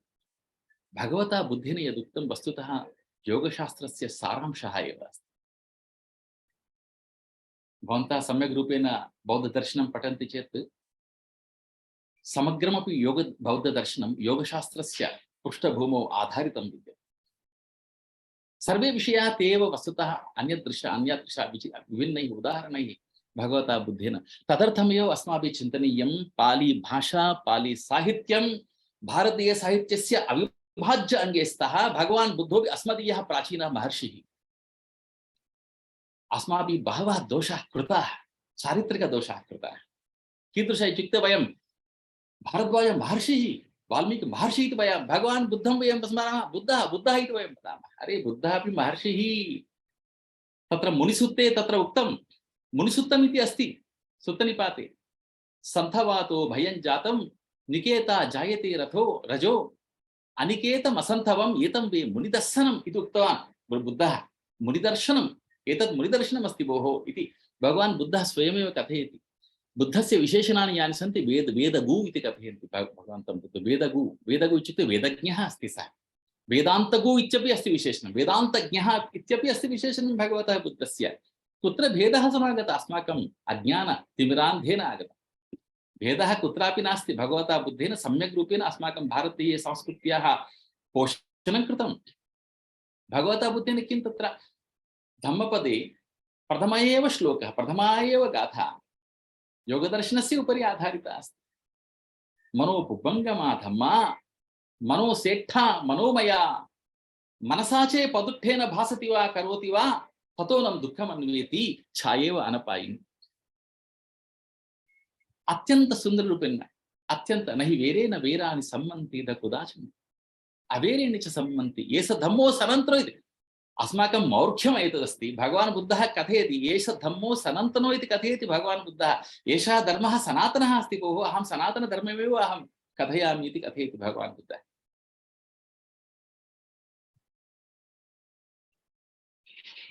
अकोच्छिमम् अवधिमम् अजिनिमम् हासिमे एवं प्रकार ये तं तेषं वेरं न पवड्ढति इति कथयति। यदा सर्वदा भवान् एषः माम् एवं निन्दितवान्, एषः मम अपकारं कृतवान्, कदा अहं प्रतीकारं स्वीकरोमि इति यावत् पर्यन्तं भवान् एवं चिन्तनं करोति वेरं तेषं पवड्ढति, तेषां भवतः वैरमेव प्रवर्धते परन्तु शान्तिः कदापि न लभ्यते। एवं प्रकारेण भगवता बुद्धेन अपरञ्च भगवता बुद्धेन उक्तं सेलो यथा एकघनो वातेन न समीरति एवं निन्दापशंसेषु न समिञ्झन्ति पंडिताः। न समिञ्झन्ति पंडिताः। पंडिताः पंडिताः इत्युक्ते केवलं शास्त्रज्ञानी पंडिताः न भवति। यः शास्त्राणि पठयति, अस्माकं संस्कृतभाषायाम् उक्तं शास्त्राणि यदीत्यापि भवन्ति मूर्खाः इति सम्यक् रूपेण प्रतिपादितं। तत्र तु स्पष्टतया उक्तं। भगवता बुद्धेनापि तदेव पंडिताः समदर्शिनः समदर्शिनः एव पंडिताः भवन्ति। स एव पंडितः भवति यः निन्दा प्रशंसाभ्यां विचलितो न भवति इति भगवान् बुद्धः कथयति। तादृशं पाण्डित्यं गतम्। इदानीं पंडितः कः इति यदा भवान् डिक्षनरी उद्घाट्य पश्यति चेत् शास्त्रज्ञः विद्वज्ञः एवं प्रकारेण अर्थः आगच्छन्ति। परन्तु पंडितः इत्युक्ते निन्दा प्रशंसाभ्यां यः विचलितो न भवति स एव पंडितः भवति। सेलो यथा एकघनो वातेन न समीरति तथा पंडितो भवति। एवं निन्दापशंसेषु न समिञ्जन्ति पंडिताः। पंडिताः निन्दापशंसेषु न समिञ्जन्ति अर्थात कंपिताः न भवन्ति, प्रतिक्रियां न प्रदर्शयन्ति। उदाहरणं प्रददाति सेलो यथा। सेलो इत्युक्ते शैलः। अस्माकम् इदानीम् आगच्छति बहवः विषयाः आगच्छन्ति। सेलम् इति एकः शब्दः अस्ति तमिळभाषा। सेलं सेलं सेला एते सर्वेपि शब्दाः तेलुगुभाषायां पालिताः एव प्रविष्टाः। लच्छी अम्मा इति शब्दः अस्ति पालिभाषायां। वयम् अम्मा इति प्रयोगं कुर्मः। अहं श्रावयामि। इदानीम् एतं श्लोकं वयं पश्यामः। सेलो यथा एकघनो यथा पंडितः शैलः इव भवति। शैलः इत्युक्ते कः पश्यन्तु। तत्र शैलः इत्युक्ते सामान्यपर्वतः इति न वदति, शैलः इति कथयति। शैलः एकघनः इति कथयति। एकघनः शैलः इव इति कथयति। शिलायां भवः शैलः। यदा यादगिरि यादाद्रिः भुवनगिरि भुवनाद्रिः अस्ति सः शैलः अस्ति। तत्र मृत्तिका वृक्षाणां मृत्तिकायाः आधिक्यं न भवति, केवलं शैलः। शिलानिर्मितः शैलः भिन्नः भवति। तादृशः शैलः उदाहरणभूतः अत्र। वातेन न समीरति। वातः आगच्छति न समीरति, किञ्चिदपि कम्पितः एव न भवति सः शैलः। एवं प्रकारेण भगवतः बुद्धस्य उपदेशाः सन्ति। कश्चन भिक्षुः गृहं त्यक्त्वा भिक्षुः सञ्जातः युवावस्थायामेव। तं दृष्ट्वा माता बहु दुःखिता जाता, रोदनं प्रारब्धवती। सः बहु दिनानन्तरं सः युवा भिक्षुः गृहं यदा आगतवान्, भिक्षुः भूत्वा सर्वसङ्गपरित्यागी भूत्वा यदा गृहम् आगतवान्, माता रोदनं करोति, अरे भवान् भिक्षुः जातः इति। मातरं दृष्ट्वा सः भिक्षुः किं वदति इति पश्यन्तु। भवती माता किमर्थं रोदिति अहं न अवगतवान्। मतं वा अम्मा रोदन्ति, अम्मा इति कथयति। स्पष्ट अम्मा मतं वा अम्मा रोदन्ति, यो वा जीवं न दिशति जीवन्तं मम अम्मा पश्यन्ति। जीवन्तं मम अम्मा पश्यन्ति, कस्मा मम अम्मा रोदसी। कस्मा मम अम्मा रोदसी। अम्मा किमर्थं रोदसी? यतोहि द्वयोः सन्दर्भयोः माता रोदिति पुत्रम् उद्दिश्य। यदा पुत्रः मृतो भवति तदा रोदिति। यदा पुत्रः जीवन्नेव तिष्ठति परन्तु न दृश्यते कुत्र अस्ति इति न दृश्यते, somewhere he is, तदापि तं स्मृत्वा पुनः पुनः अम्बा रोदिति। सः भिक्षुः कथयति, तत्र सन्दर्भद्वयमपि अस्मिन् मम सन्दर्भे नास्ति अम्मा इति कथयति। मतं वा अम्मा रोदन्ति, सन्दर्भद्वयमपि अत्र नास्ति। अहं न मृतः अस्मि, अहं तु भवत्याः अग्रे एव अस्मि। सन्दर्भयोः द्वयोः रोदिन्ति। किमर्थं रोदिसि अम्मा इति तत्र अम्मा शब्दः तत्र अस्ति। तदर्थं प्रदर्शनार्थम् इति एतादृश्याः बह्व्यः गाथाः सन्ति। अहं तत्र अम्मा शब्दं प्रदर्शनार्थम् एतां गाथां पठामि। मतं वा अम्मा रोदन्ति, मतम् इत्युक्ते मृतम् इत्यर्थः। मतम् इति तेलुगु भाषायां तद् भिन्नं।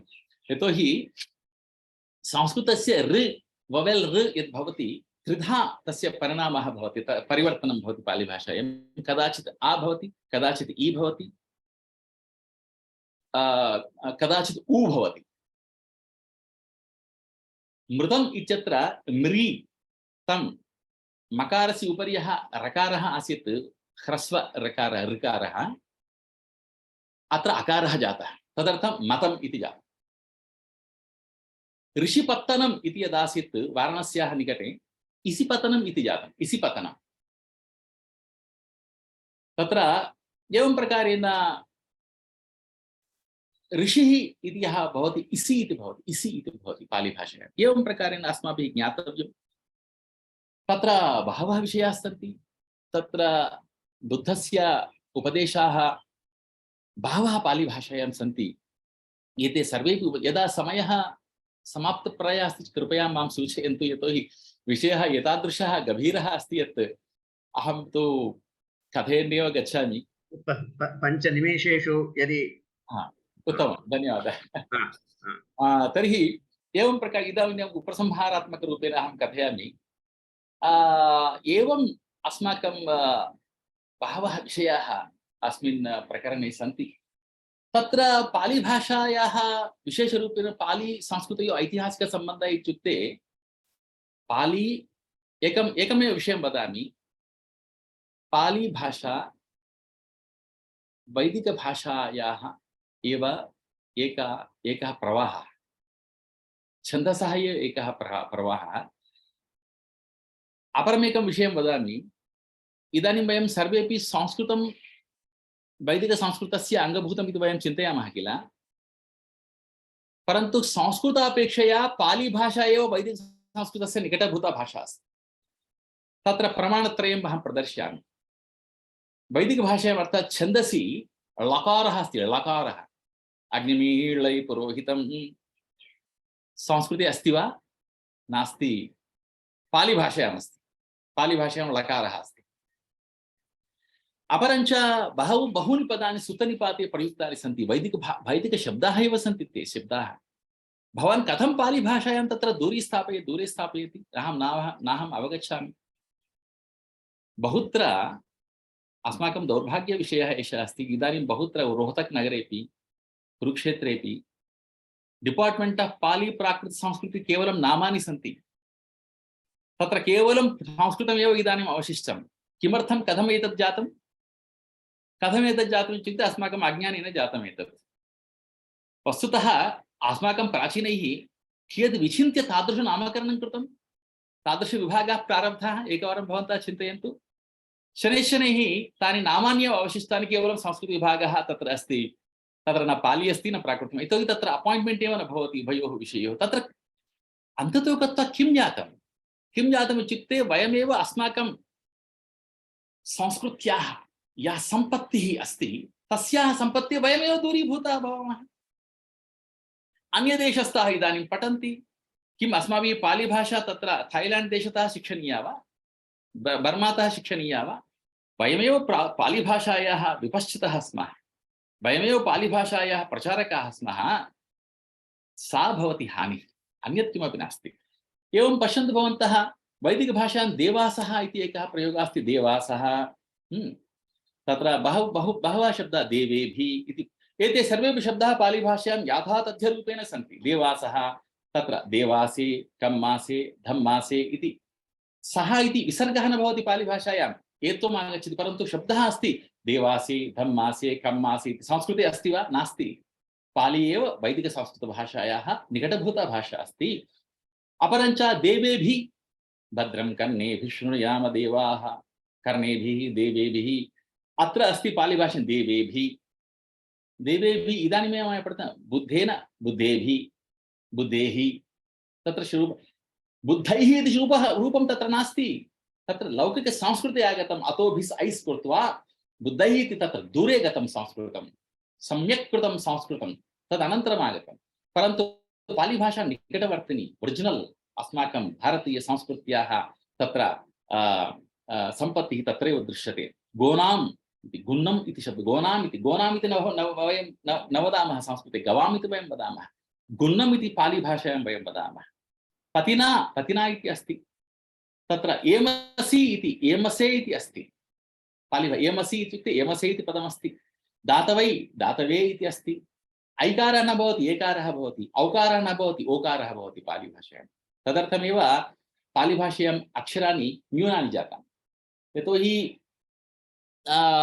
तत्र कच्छायनेन उक्तं तत्र पालिभाषायाम् 41 अक्षराण्येव सन्ति इति परन्तु मोग्गल्लानेन उक्तं 43 अक्षराणि सन्ति इति उक्तं तत्र 43 मोग्गल्लानेन मोग्गल्लानः सिंहलदेशीय वैयाकरणः आसीत् तत्रैव मोग्गल्लान व्याकरणं विरचितं किमर्थं तत्र अक्षरद्वयं किम् अधिकम् आगतम् इत्युक्ते ओ ए ओ मोग्गल्लानेन स्वीकृतम् ए ओ अस्माकं तेलुगुभाषायाम् अस्ति संस्कृते न सन्ति तेलुगुभाषायाः अपि पालिभाषायाः सम्बन्धः अत्यन्त दृढीयः तेलुगुभाषायां पाडी पाडिया धर्ममूर्ति इति पाडी इति धर्मस्य विषये यद् पाडी इत्युक्ते धर्मः इत्यर्थः पाडी इत्युक्ते पाली एव पाडीरूपेण परिणतः एवं बहवः शब्दाः नागली इति नङ्गली इति शब्दः तत्र अस्ति नङ्गली पय्यामे युगनङ्गलम् इति कथयति बुद्धः मम प्रज्ञा एव युगनङ्गलम् इति कथयति तत् नङ्गली नागली हिंदी भाषायां नास्ति संस्कृते नास्ति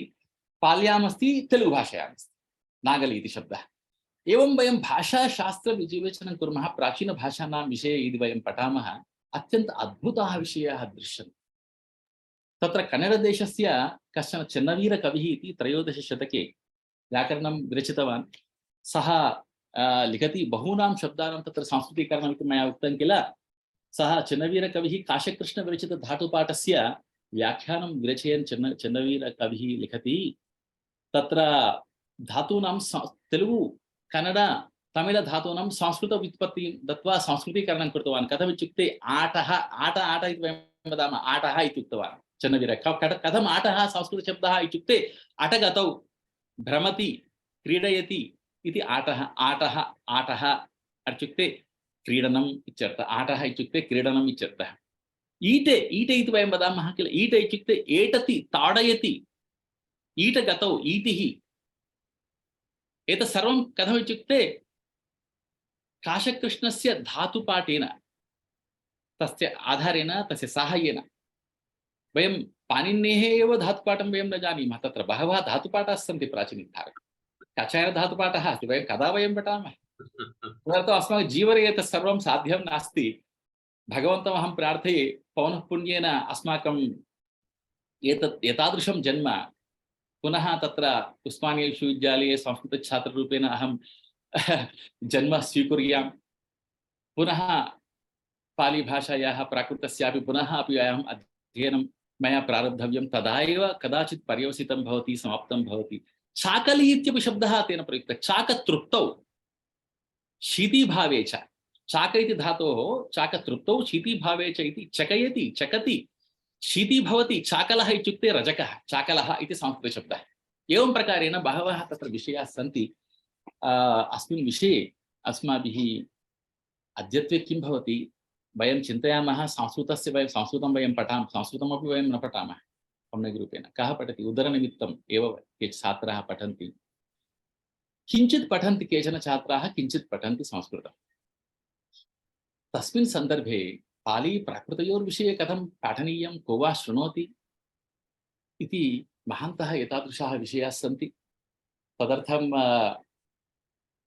नीलकण्ठ महोदयेन वरलक्ष्मी महोदयया तत्र अन्ये सर्वैरपि आचार्यैः कमलामेळ स्मृति सन्दर्भे एषः विषयः स्मृतः कमला महोदया एतत् अत्यन्त उचितं कार्यं भवद्भिः कृतं यतोहि कमला महोदयायाः स्मृतौ एट्लीस्ट् न्यूनान्यूनं वयम् अद्य पालिभाषायाः प्राकृतभाषायाः वयं स्मरणं कृतवन्तः महान् एषः विषयः, विशालः एषः विषयः। अहं तु लाले महोदयमपि स्मरामि, प्राकृतं स्मरामि चेत्।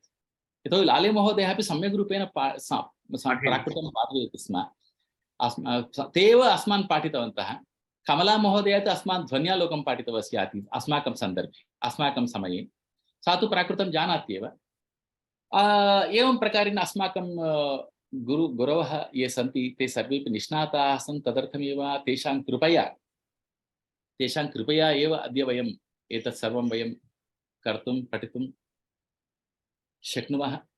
एतेषां सर्वेषां स्मरणम् अद्य जातं भवतां कृपया, भवतां सहयोगेन इति सर्वेभ्यः पौनःपुन्येन धन्यवादान् वितीर्य अहं विरमामि। विस्तरतः धन्यवादः।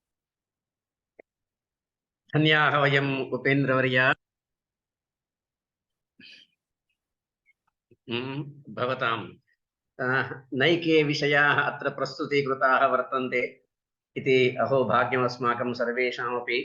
यथा आदौ मया उक्तं शिष्यरत्नद्वयम्, एकः महानुभावः देहल्यां वर्तते JNU प्रसिद्ध विश्वविद्यालये संस्कृतविभागे, एवञ्च अन्यश्च कविकुलगुरु कालिदास संस्कृतविश्वविद्यालये महान् पण्डितः अस्ति। एवं एतद्वयमपि अत्र आगतमिति कृत्वा अस्माकं कृते अत्यन्त आनन्दाय कल्पते इति वदामि। अत्र विराजन्ते अनेके कमलामहाभागायाः एवञ्च अस्माकं च आप्ताः। प्रोफेसर् माणिक्याम्बा महोदया वर्तते, कृष्णफणि महोदयः वर्तते, प्रोफेसर् शशिरेखा, डॉक्टर वाणी महोदया, एवञ्च नारुमञ्च अनन्तकृष्णमहोदया, एवञ्च नगरस्य विविधकलाशालाभ्यः अनेके अध्यापकाः वर्तन्ते, छात्राः वर्तन्ते।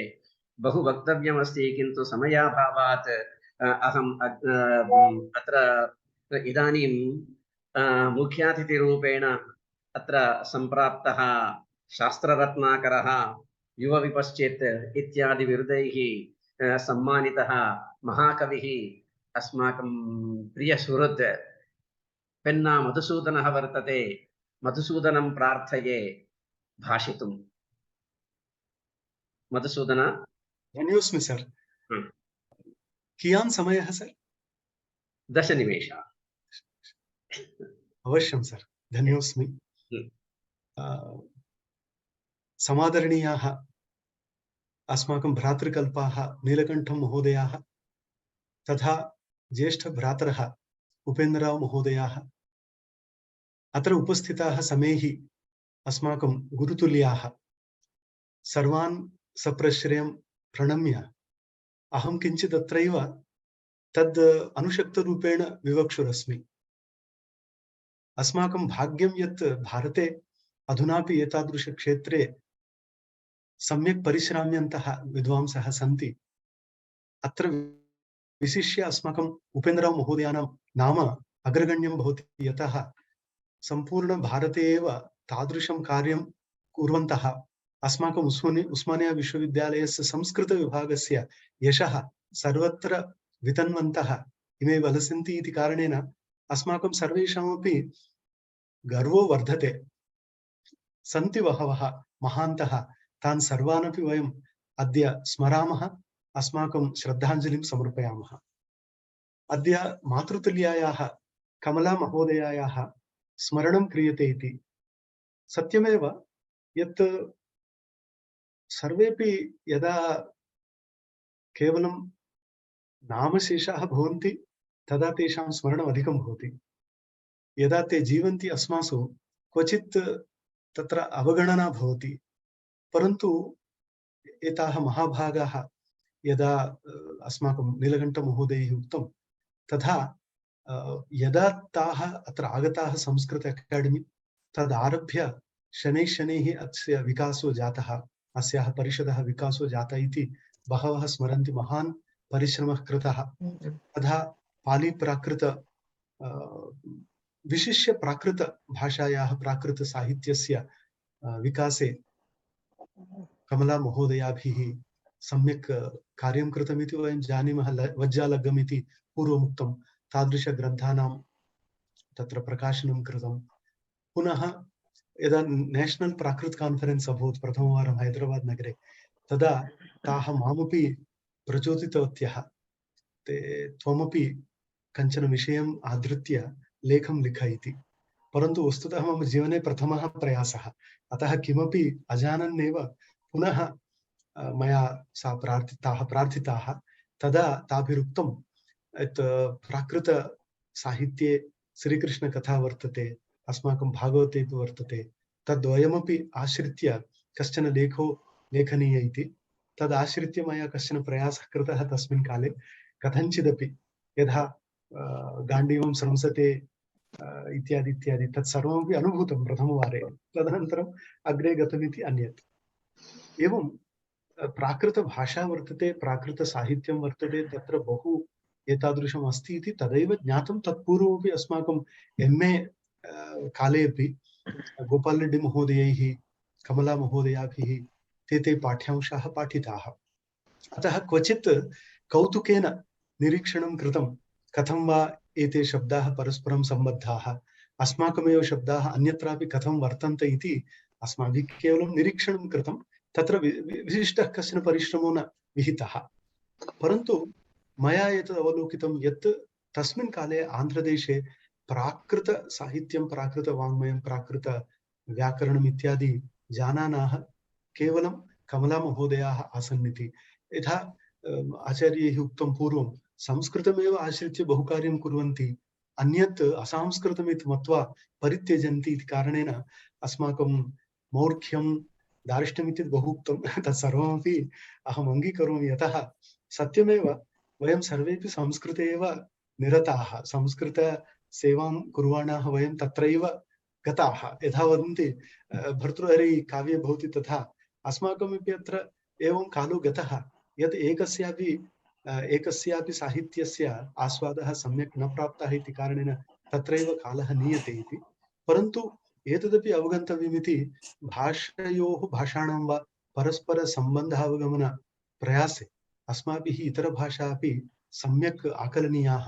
तेन आकलनेन वयम् अस्माकमपि भाषायाः सम्यक् आकलनं कर्तुं शक्नुमः इति इदानीम् एतस्य वैदुष्यपूर्णस्य व्याख्यानस्य द्वारा अवगतं। सत्यमेव बहवः शब्दाः तथा तेलुगुभाषायां प्रसिद्धाः, परन्तु तेषां शब्दानां मूलं कथं वा वर्तते पालिभाषायाम् इति अद्य वस्तुतः चाकली इति शब्दः, तथा बहवः शब्दाः पूर्वं केवलं ज्ञातं यत् वड्डी इति वयं वदामः, तद् वृद्धि इति शब्दस्यैव वड्डी वड्डी इति पालिभाषातः इति केचन शब्दाः तथा तथा कर्णकुहरं प्रविष्टाः।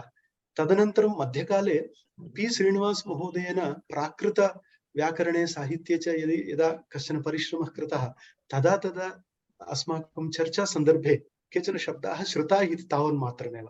अतः मम केवलं श्रौतज्ञानम्, अहं श्रौतः, अत्र स्मार्तो नास्मि, एवं मम अस्ति तत्र। तथापि केवलं नीलकण्ठं महोदयानाम् आदेशं शिरसा वहता मया अत्र भागः गृहीत इत्येतावदेव वच्मि।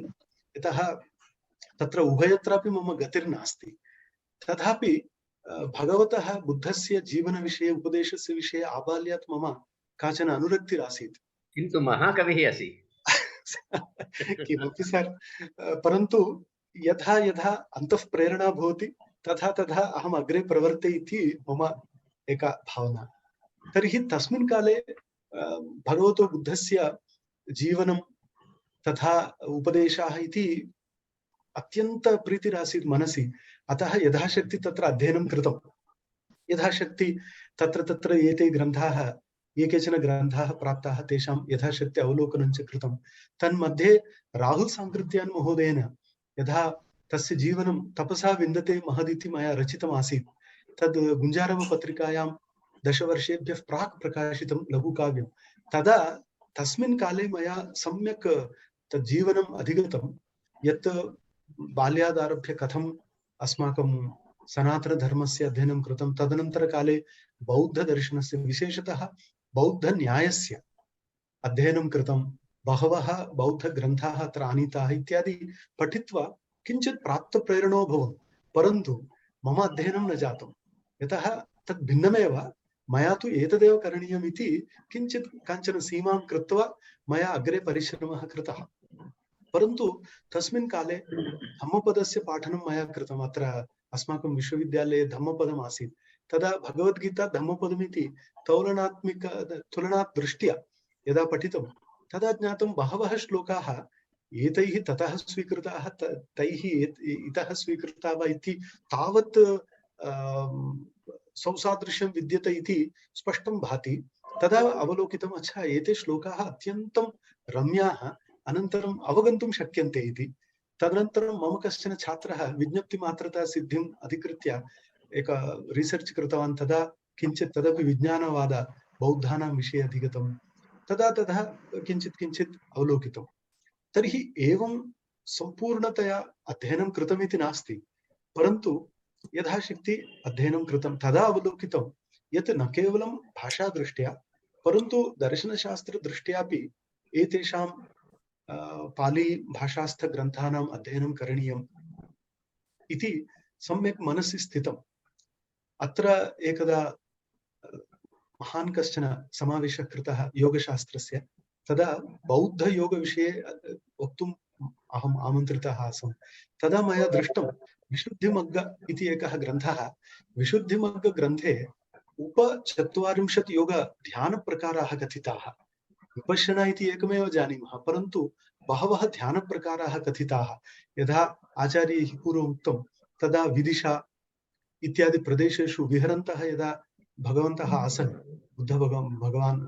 भगवन्तः बुद्धाः आसन् तस्मिन् काले तत्र प्रातःकाले ब्राह्मी मुहूर्ते उत्थाय एकस्य वृक्षस्य अधस्तात् उपविष्टाः तदा काञ्चन स्थितिं ते अनुभूवन् तदनन्तरं ततः बहिरागत्य छात्रान् उद्दिश्य छात्राणाम् अटेण्डेन्स् लिस्ट् अपि वर्तते तत्र के छात्राः तैः सह आसन् तस्मिन् काले इति तान् छात्रान् आहूय तान् बोधितवन्तः एताः दशाः मया अनुभूताः इति।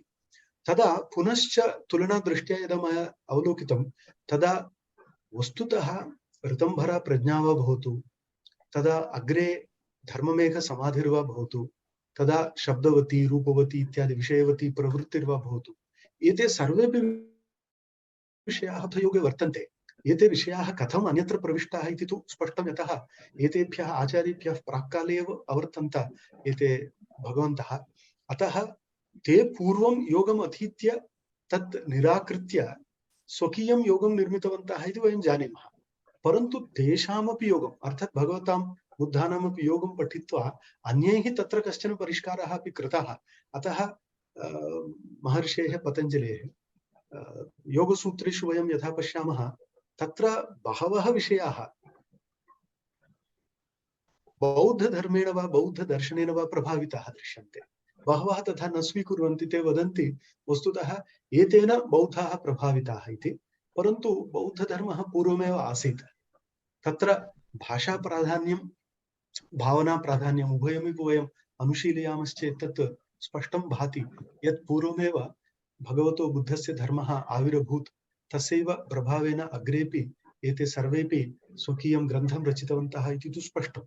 अत एव बौद्धधर्मस्य बौद्धविचारस्य खण्डनं ब्रह्मसूत्रादि ग्रन्थेषु दृश्यते बहुत्र दृश्यते प्रतिसंख्यानादि विषयाणां खण्डनमपि वर्तते।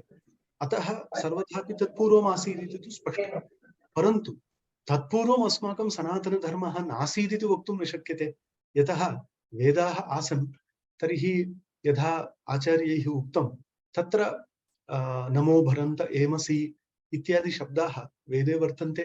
तदनन्तरकाले पालीभाषया तेपि शब्दाः स्वीकृताः। अतः बहु नैकट्यं वर्तते बहु नेदीयस्त्वं वर्तते यत् एते शब्दाः वेदशब्दान् सम्यक् अनुकुर्वन्ति अथवा वेदशब्दा एव भवन्ति इति तथा बहवः तथा शब्दाः यथा देवेभिः इति देवेभिरागमत् इति वेदेपि वर्तते तथा तथा शब्दाः स्वीकृताः परन्तु अस्माकं सनातनवैदिकदर्शनस्य वा अथवा हिन्दूदर्शनस्य वा हिन्दू इति वक्तुं न शक्यते सनातनवैदिकदर्शनस्य तस्य अध्ययनं समग्रतया विधातव्यं चेत् अस्माभिः बौद्धदर्शनमपि सम्यक् अवगन्तव्यम् इति तु स्पष्टम्। अन्यथा बहवः विषयाः अगोचराः भवन्ति। विशिष्य पतञ्जलिमहर्षेः योगसूत्राणां कैवल्यपादे वर्तमानाः बहवः विषयाः यथा न तत् स्वाभासं दृश्यत्वात् इत्यत्र चित्तस्य स्वाभासत्वं किमर्थं निराक्रियते? अकस्मादेव चित्तस्य स्वाभासत्वं किमर्थं निराक्रियते इति अन्यः कश्चन चित्तस्य स्वाभासत्वं स्वीकरोति। कः स्वीकरोति इति बौद्धय विज्ञानवादी बौद्धः। अतः तत्र तादृशप्रसङ्गे यदि विज्ञानवादं सम्यक् न जानाति तर्हि एकं तावत् अस्माकमपि दर्शनं नावगच्छति, अपरं तावत् यदि पाश्चात्यदर्शनेन सह तुलना कर्तव्या भवेत् तत्रापि तस्य स्खलनं भवति, प्रमादो भवति। यतः देकार्त् भवति कॉजिटो एर्गो सम् इति, I think therefore I am इति वदति। यद्यपि तत् तर्करूपेण न भवति इति सेकेंड लेक्चर मध्ये उक्तं तेन, तथापि तत्र स्पष्टं वदति यत् कॉजिटो एर्गो सम्, अर्थात् I think therefore I am इत्यत्र मम अस्तित्वस्य प्रतीकरूपेण अथवा मम अस्तित्व आधाररूपेण अहं चित्तमेव स्वीकरोमि इति। अतः चित्तपर्यन्तं ये ते गताः। अत एव देकार्त् फिलासफी मध्ये स्पष्टम् उच्यते यत् thinking is consciousness, mind is consciousness, तत् बियॉन्ड नास्ति इति। तस्य निराकरणम् अस्माकं योगसूत्रे दृश्यते इति अन्यदेतत्। तथा एवं शून्यवाद इति वस्तुतः बहवः अन्यथा स्वीकुर्वन्ति यत् नागार्जुनाचार्यः शून्यमित्युक्त्वा सर्वं निराकृतवान् इति। परन्तु यदा मया दृष्टं माध्यमिककारिका वृत्तौ अपि अस्ति नास्ति तदुभयतद् अनुभयकोटि विनिर्मुक्तं तत्त्वमिति, तत् शून्यमिति सम्यक् व्याख्यातवन्तः आचार्याः। तर्हि मया तदा दृष्टम्, अच्छा एते बौद्धाचार्याः वस्तुतः बहु निशितं गभीरं च चिन्तनं कृत्वा स्वग्रन्थान् रचितवन्तः। एवं नास्ति यत् किमपि कपोलकल्पितं कृतमिति, तत्रापि सुनिशितं चिन्तनं दृश्यते अनेकेषां विषयाणां। तथा शून्यमिति एकः विचारः। तत्र पुनः वयं योगभाष्ये पश्यामः, तत्र निस्सत्ता सत्ताकम् इति प्रधानस्य स्वरूपप्रतिपादनवेलायां यदा भाष्यकारेण उक्तं तत् सर्वमपि शून्यतत्त्वमेव प्रविशति। परन्तु शून्यमिति किमर्थं न स्वीकुर्मः इति तत्र मुण्डकोपनिषत् भाष्ये शङ्करभगवत्पादैः उच्यते यत् वयं न बौद्धाः। यद्यपि बहवः वदन्ति प्रच्छन्न बौद्धाः शाङ्कराः इति, तर्हि स्वयं शङ्कराज भगवत्पादाः कथयन्ति वयं न बौद्धाः, यतः तैः सर्वशून्यत्वं स्वीक्रियते नास्माभिः। वयं तु ब्रह्मणः सत्तां स्वीकुर्मः, सदैव ब्रह्म इति प्रतिपादयामः इति। तथा तत्र बौद्धदर्शनस्य प्रभावः दृश्यते। तद् आकलनं विना अस्माकमपि दर्शनभागस्य आकलनं न भवति इति तु स्पष्टम्। एवं मराठी भाषायाः अपि प्राकृतभाषासम्बन्धः, यतः मराठी प्राकृतमिति। वस्तुतः कदाचित् इदमेव वैशिष्ट्यं स्यात् यत्र अत्रागत्य मया यदा मराठी भाषा पठनीया, मराठी भाषया च व्याख्यानं कर्तव्यमिति निर्बन्धः कृतः, तदा मम किञ्चित् संस्कृतज्ञानम् अत्र उपकारकम् आसीत्। यतः यत्किञ्चन प्राकृतभाषायाः परिच्छेदानाम् अध्ययनं जातं तत्र उस्मानिया संस्कृतविभागे, तस्य कदाचित् बलेन अत्र किञ्चित् अग्रे गतः इति। एकदा चर्चायाम् अत्रत्य संस्कृताचार्याः उक्तवन्तः होवो इति मराठी भाषया कश्चन शब्दः, होवो इति वदति, अर्थात् अस्तु इति आशीर्वादपूर्वकं।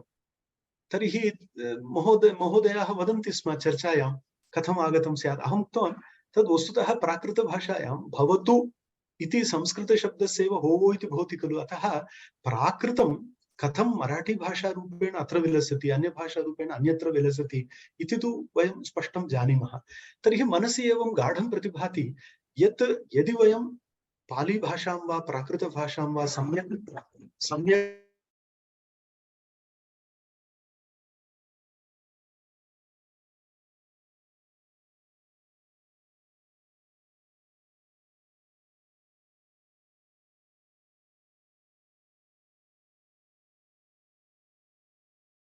अनुवादादिकं कृत्वा कमला महोदयाभिः आचार्याभिः यत् कार्यं कृतं तत् स्मरणरूपकम् इदं व्याख्यानं कृतं। तत्र अहं भूरिशः अभिनन्दामि,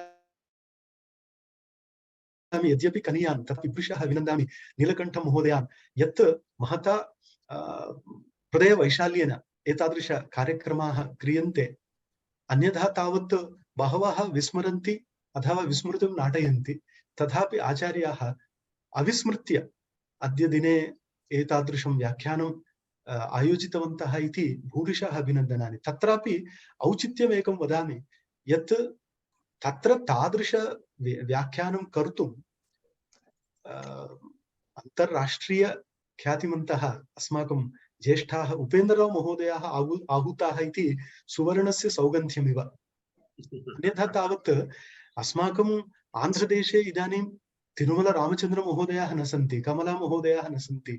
तर्हि पाली प्राकृत विषये प्रामाणिकतया अधिकारी वाण्या वक्तुं केवाप्र भवेयुरिति मनसि शङ्का भवति चेत् अस्माकम् एकं शान्तिस्थानं नाम उपेन्द्रराव महोदयाः। ते तत्र सन्ति यद्यपि भारतस्य हृदये, अहं तु उदरे ते हृदये सन्ति, अहम् उदरे अस्मि। तदा यतः नागपुरमिति मध्यभागे अस्ति, नाभि केन्द्रम् अर्थात् मूलाधारचक्ररूपेण। तर्हि ते आहूताः इति वस्तुतः अद्य व्याख्यानेन वयं सर्वेपि नितराम् आनन्दिताः, यतः एतादृश व्याख्यानेन ज्ञातपूर्वविषयाः पुनः स्मृतिपथम् आयान्ति, अन्यथा नवीनतया ज्ञायन्ते। केषाञ्चन कृते नवीनविषयाः, केषाञ्चन कृते ज्ञातपूर्वाः विषयाः, परन्तु सर्वथापि प्रेरणाविषयाः भवन्ति। अतः एतादृश व्याख्यानमिति अहोभाग्यम् अस्माकं सर्वेषामपि। वस्तुतः एतद् कमला मैडम किं किं कृतवत्यः, महोदयाः किं किं कृतवत्यः इति एकतः, इदानीमपि कीदृशं कार्यं क्रियते इति अपरतः, तत्रापि उभयोः सामञ्जस्यं कथं वा विधेयमित्यपि एकतः इति सर्वमपि अद्य व्याख्यानरूपेण सम्यक् जातमिति अहं पश्यामि। वस्तुतः पूर्वमेव मया निवेदितं यद् तत्र अहं अतः मम अज्ञानं बहु अप्रकटय अहम् अत्रैव विरमामि। भवताम् आशीषः भवन्तु इति नमांसि भूयामसि। तत्र सामञ्जस्य विषये कमला महोदय मम रिसर्च सुपरवाइजर् अपि आसीत्। सत्यं PhD सुपरवाइजर् आसीत्। अपरञ्च एकं विषयं वदामि, मधुसूदन महोदयेन बहवः विषयाः उक्ताः। कथयन्नेव इदानीं संस्कृतज्ञानां या दृष्टिः मधुसूदन महाभागस्य वचनेषु दृश्यते, तस्य विचारे दृश्यते। यतोहि एकतः भगवतः बुद्धस्य बौद्धदर्शने प्रशंसां कुर्वन्नेव भवता उक्तं यत् कर्णेभिः इत्यादि शब्दाः ततः स्वीकृताः इति। पश्यन्तु, एषा एव दृष्टिः संस्कृतज्ञेषु अस्ति। ततः स्वीकृता इत्युक्ते कुतः स्वीकृता? किं ते अन्यदेशीयाः विदेशीयाः वा? एवं नास्ति। कुतः कोऽपि न स्वीकृतवान्, शब्दानां प्रयोगः कृतः। एवं तत्र प्रयोगः अथवा स्वीकारः, प्रयोगः कृतः केवलं, ततः स्वीकृताः ते। तेपि तस्मात् एवमेव योगस्य प्रयोगं कृतवन्तः इत्यादि चर्चनीयांशाः भवन्ति। यतोहि किमर्थमेवं वदामि इत्युक्ते, एष एव मूलविषयः अस्ति। बौद्धाचार्याः अस्मदीयाः इति अस्माभिः ज्ञातव्यं। बौद्धाचार्याः, भगवान् बुद्धः वा अन्येपि च आचार्याः ततः स्वीकृत्य ते न कृतवन्तः। ते भारतीयाः वो, अस्माकं संस्कृतस्य प्रतिनिधयः आसन्। ते स्वकीयदृश एवं वयं चिन्तयामः चेत्, वयं सांख्यान्, वैशेषिकान्, अपरदार्शनिकान् एवं न वदामः, केवलं बौद्धानेव वयम् एवं वदामः। किमर्थम्? एषा वेददृष्टिः अस्माकं समग्र भारतीय दर्शन। सर्, इयं वेददृष्टिः न, भेददृष्टिः। वेददृष्टिः। वेददृष्टिः दृष्टिमेव उत्तरभारते, पश्चिमभारते, अत्र पूर्वभारते भेद इति वदन्ति। अहं केवलं वदामि, भवतः विषयम् उद्दिश्य न, अहं केवलं वदामि यत् एतेपि अस्माकं, यतोहि तत्र अस्माकं दार्शनिकसम्प्रदाये एव कश्चन विचारणीयः, चर्चनीयः विषयः जातः। यतोहि बौद्धं सर्वदा पूर्वपक्षे स्थापितवन्तः। कथमेवं कृतवन्तः वयं न जानीमः, यतोहि तत्र एतादृशस्य आवश्यकता नासीत्। तदनन्तरकाले एवं प्रकारेण वादविवादाः उत्पन्नाः। भगवतः बुद्धस्य समये, अतिप्राचीनसमये एतादृशविषयाः नासन्। यतोहि तेपि दर्शनस्य तत्त्वज्ञानिनः आसन्, तेपि ऋषयः एव आसन् इति यावत्पर्यन्तं वयं न जानीमः, तावत्पर्यन्तम् एषा समस्या भवत्येव। यतोहि अस्माभिः सम्पूर्णरूपेण अस्माभिः स्वीकर्तव्यं यत् यतोहि तदेव वास्तविकं तत् सत्यमस्ति।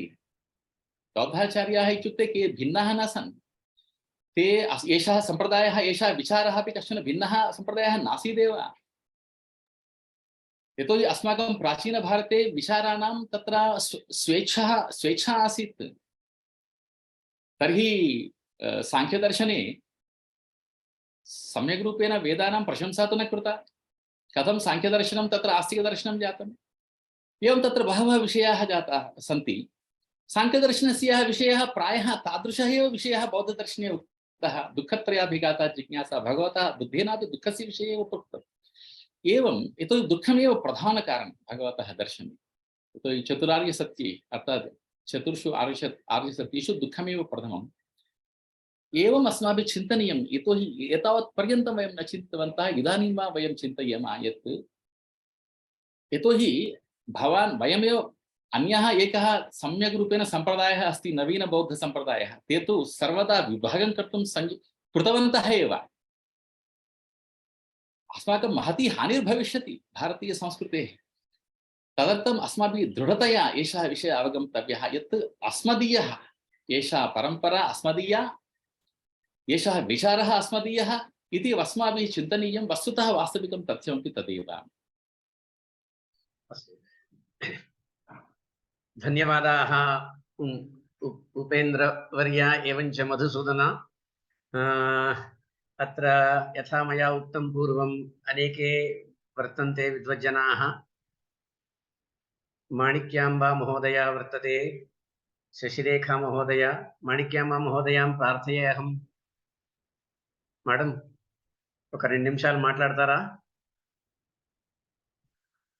అన్మ్యూట్ చేయండి. అన్మ్యూట్.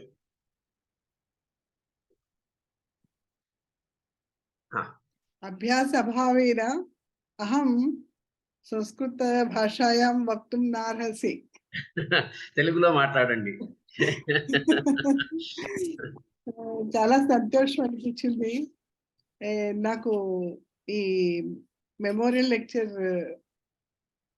తప్పకుండా అటెండ్ అవ్వాలని ఇప్పుడు కూర్చున్నాను. సడన్ గా నాకు ఇప్పుడే తెలిసింది. ఈ పేర్లు పెన్నా మధుసూదన్, ఉపేంద్రరావు పేర్లు కమలా మేడం నోటి నుంచి చాలా సార్లు విన్నాను. ఆవిడకి చాలా నాకు ఇంగ్లీష్ లో అంటారు కదా, ఫ్రెండ్, ఫిలాసఫర్, గైడ్. నేను ఆవిడతో పని చేసిన. ఆవిడే చాలా ఆవిడ దగ్గర నుంచి నేర్చుకున్నాము. ఈ రోజు ఈ స్థితిలో నేనున్నానంటే అక్కడ నిజాం కాలేజీలో కమలా మేడం పరిచయం, జీనతాప అని ఉర్దూ ఆవిడ ఉండేవాడు. వీళ్ళిద్దరి పరిచయం వల్ల నా వ్యక్తిత్వం నేను తయారు చేసుకున్నాను అనిపిస్తుంది. ఎందుకంటే ప్రతి వ్యక్తి తన విద్వత్తుతోనే ముందుకు వెళ్ళాలి, తన పరిశ్రమతోటే ముందుకు వెళ్ళాలి, తన శక్తితోటే ముందుకు వెళ్ళాలి అనే పెద్ద గాఢంగా అభిప్రాయపడే వారిలో కమలా మేడం ఒకరు. ఆవిడ చాలా సౌజన్యశీలి. ఆవిడ నాకు ఎంత అంతరంగ వ్యక్తో భూషణంగా కూడా తెలుసు, అందరికీ తెలుసు. ఆవిడని పోగొట్టుకున్నాక నేను చాలా అసలు ఏకాకినైపోయాను అనిపిస్తుంది నాకు. కానీ జరుగుతోంది అట్లాగే ఆవిడ ప్రేరణతోటి. చాలా బాగా అనిపించాయి మీ లెక్చర్స్ వింటుంటే. నాకు చాలా బాగా అర్థమైపోతుంది. సంస్కృతం చదువుకున్నాను, నేను చిన్నప్పుడే చదువుకున్నాను. కాకపోతే ఏంటంటే హిందీలోకి వెళ్ళిపోయి సంస్కృతం మాట్లాడడం అలవాటు పోయింది. అందుకని మాకు సంస్కృతంలోనే పేపర్ రాయాల్సి వచ్చేది. నేను స్కూల్లో, ఓరియంటల్ స్కూల్లో 6th to 11th క్లాస్ చదివాను సంస్కృతం. అందుకని అప్పుడు సంస్కృతంలోనే పేపర్లు రాసేవాళ్ళం. అది కానీ చాలా సంతోషం ఇలాంటి ప్రోగ్రామ్ జరిగినందుకు. నా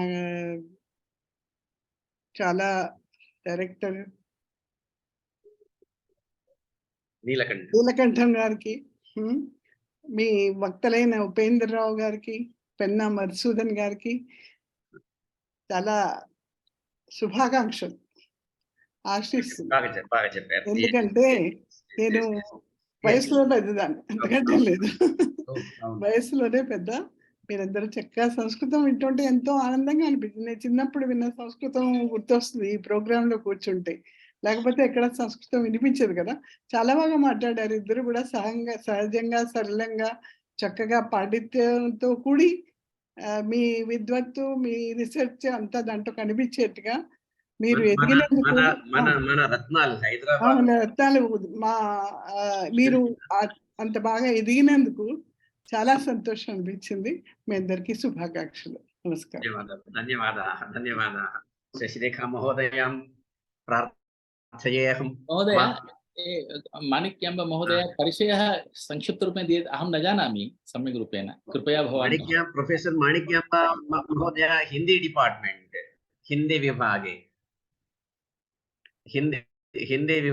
यथा ఆమె చెప్పారు కదా, నేను అప్పుడప్పుడే పార్ట్ టైం లెక్చరర్ చేయడానికి నిజాం కళాశాలకు వెళ్ళేవారు. కళ్ళ ముందు ఎదుగుతుంటే చాలా సంతోషం అనిపిస్తుంది కదా. చాలా చిన్నవాడిని ఆ రోజుల్లో. కమలా మేడం తర్వాత మాణిక్యమ్మ మేడం వాళ్ళ యొక్క మిత్రుత్వం చూస్తే నాకు చాలా ఆనందం వేసేది. మేడం గారికి, మాణిక్యమ్మ గారికి, కమలమ్మ గారిని చూస్తే ఇప్పుడు ఆమె మాటల్లోనే చూస్తున్నాం కదా, కమలమ్మ గారిని తలుచుకుంటే ఎంత ఆనందం కనపడుతుందో అంత సౌహార్దత ఉండేది. మాణిక్యమ్మ గారు హిందీ విభాగం నుంచి రిటైర్ అయ్యారు మన ఉస్మానియా విశ్వవిద్యాలయం. ఇంకా శశిరేఖ మహోదయ వ్రతయాత్ర మేడం సభాయి చిరంజీవులు అనాలేమో, నాకంటే చిన్నవాళ్ళు అందరూ కూడా ఇక్కడ రత్నద్వయం ఎందుకు రత్నత్రయం అధ్యక్షుల వారితో కలిపి రత్నత్రయానికి అభినందనలు. ఉపేందర్ రావు గారు తెలుగులోనే మాట్లాడుతున్నాను, సంస్కృతంలో రాదనుకున్న పర్వాలేదు. తెలుగులో ఎందుకు మాట్లాడుతున్నానంటే కరెక్ట్ గా భావాలు వస్తాయి. ఉపేందర్ రావు, నేను మిమ్మల్ని అనను, అందరినీ నిన్ను అంటాను. చాలా చక్కటి సంభాషణ ఇవాళది, హైలైట్. చాలా బాగా చేశారు, చాలా పరిశ్రమ చేశారు. అయితే మీ ఆవేదనకు ఒక చిన్న అది కూడా ఉంది. మీరేదైతే జరగలేదు అని అనుకుంటున్నారో అది ఆ రోజుల్లోనే 14-15 శతాబ్దాల్లోనే విద్యారణ్య మహర్షి సర్వదర్శన సంగ్రహం అని రాశారు. అందులో ఏ దర్శనాన్ని విమర్శించలేదు. అది నిజం చెప్పాలంటే ఒక అద్భుతమైన సంగ్రహం, పరిచయాత్మకంగా చేశారు. అందులో మన ఉస్మానియా విశ్వవిద్యాలయంలో దర్శనాల పేపర్లో ఏం చేశామంటే 4 దర్శనాలు ఉన్నాయి. అంటే తర్కం అంటే న్యాయ వైశేషికాల సంయోగం కాబట్టి మామూలుగా ఏదైతే వేదాంత అండ్ ఇవన్నీ ఉన్నాయో అదే వాటితో పాటుగా నాస్తిక దర్శనాలు కూడా పెట్టాం. నేనున్నప్పుడే పెట్టాం, నేను నీలకంఠం గారు మేము ఉన్నప్పుడు. ఆ నాస్తిక దర్శనాల్లో భాగంగా బౌద్ధ దర్శనం కూడా ఉంది, అది చెబుతున్నాము. కాబట్టి మీకు కొంచెం ఒక రిలీఫ్ ఏమంటే, ఉస్మానియా యూనివర్సిటీ విద్యార్థులకు ఆల్మోస్ట్ 15 ఏళ్లకు పైగా అప్పటి నుంచి బౌద్ధ దర్శనంతో పరిచయం ఏర్పడింది. ఇది ఒకటి. తర్వాత ప్రాకృతం అంటే పైనుంచి కమలమ్మ గారు ఎగిరి గంతులు వేస్తుంటారు, ఈ రోజు అది స్మరించుకోవాలి. ఇంకొకటి ఏంటంటే మిత్రవర్యులుగా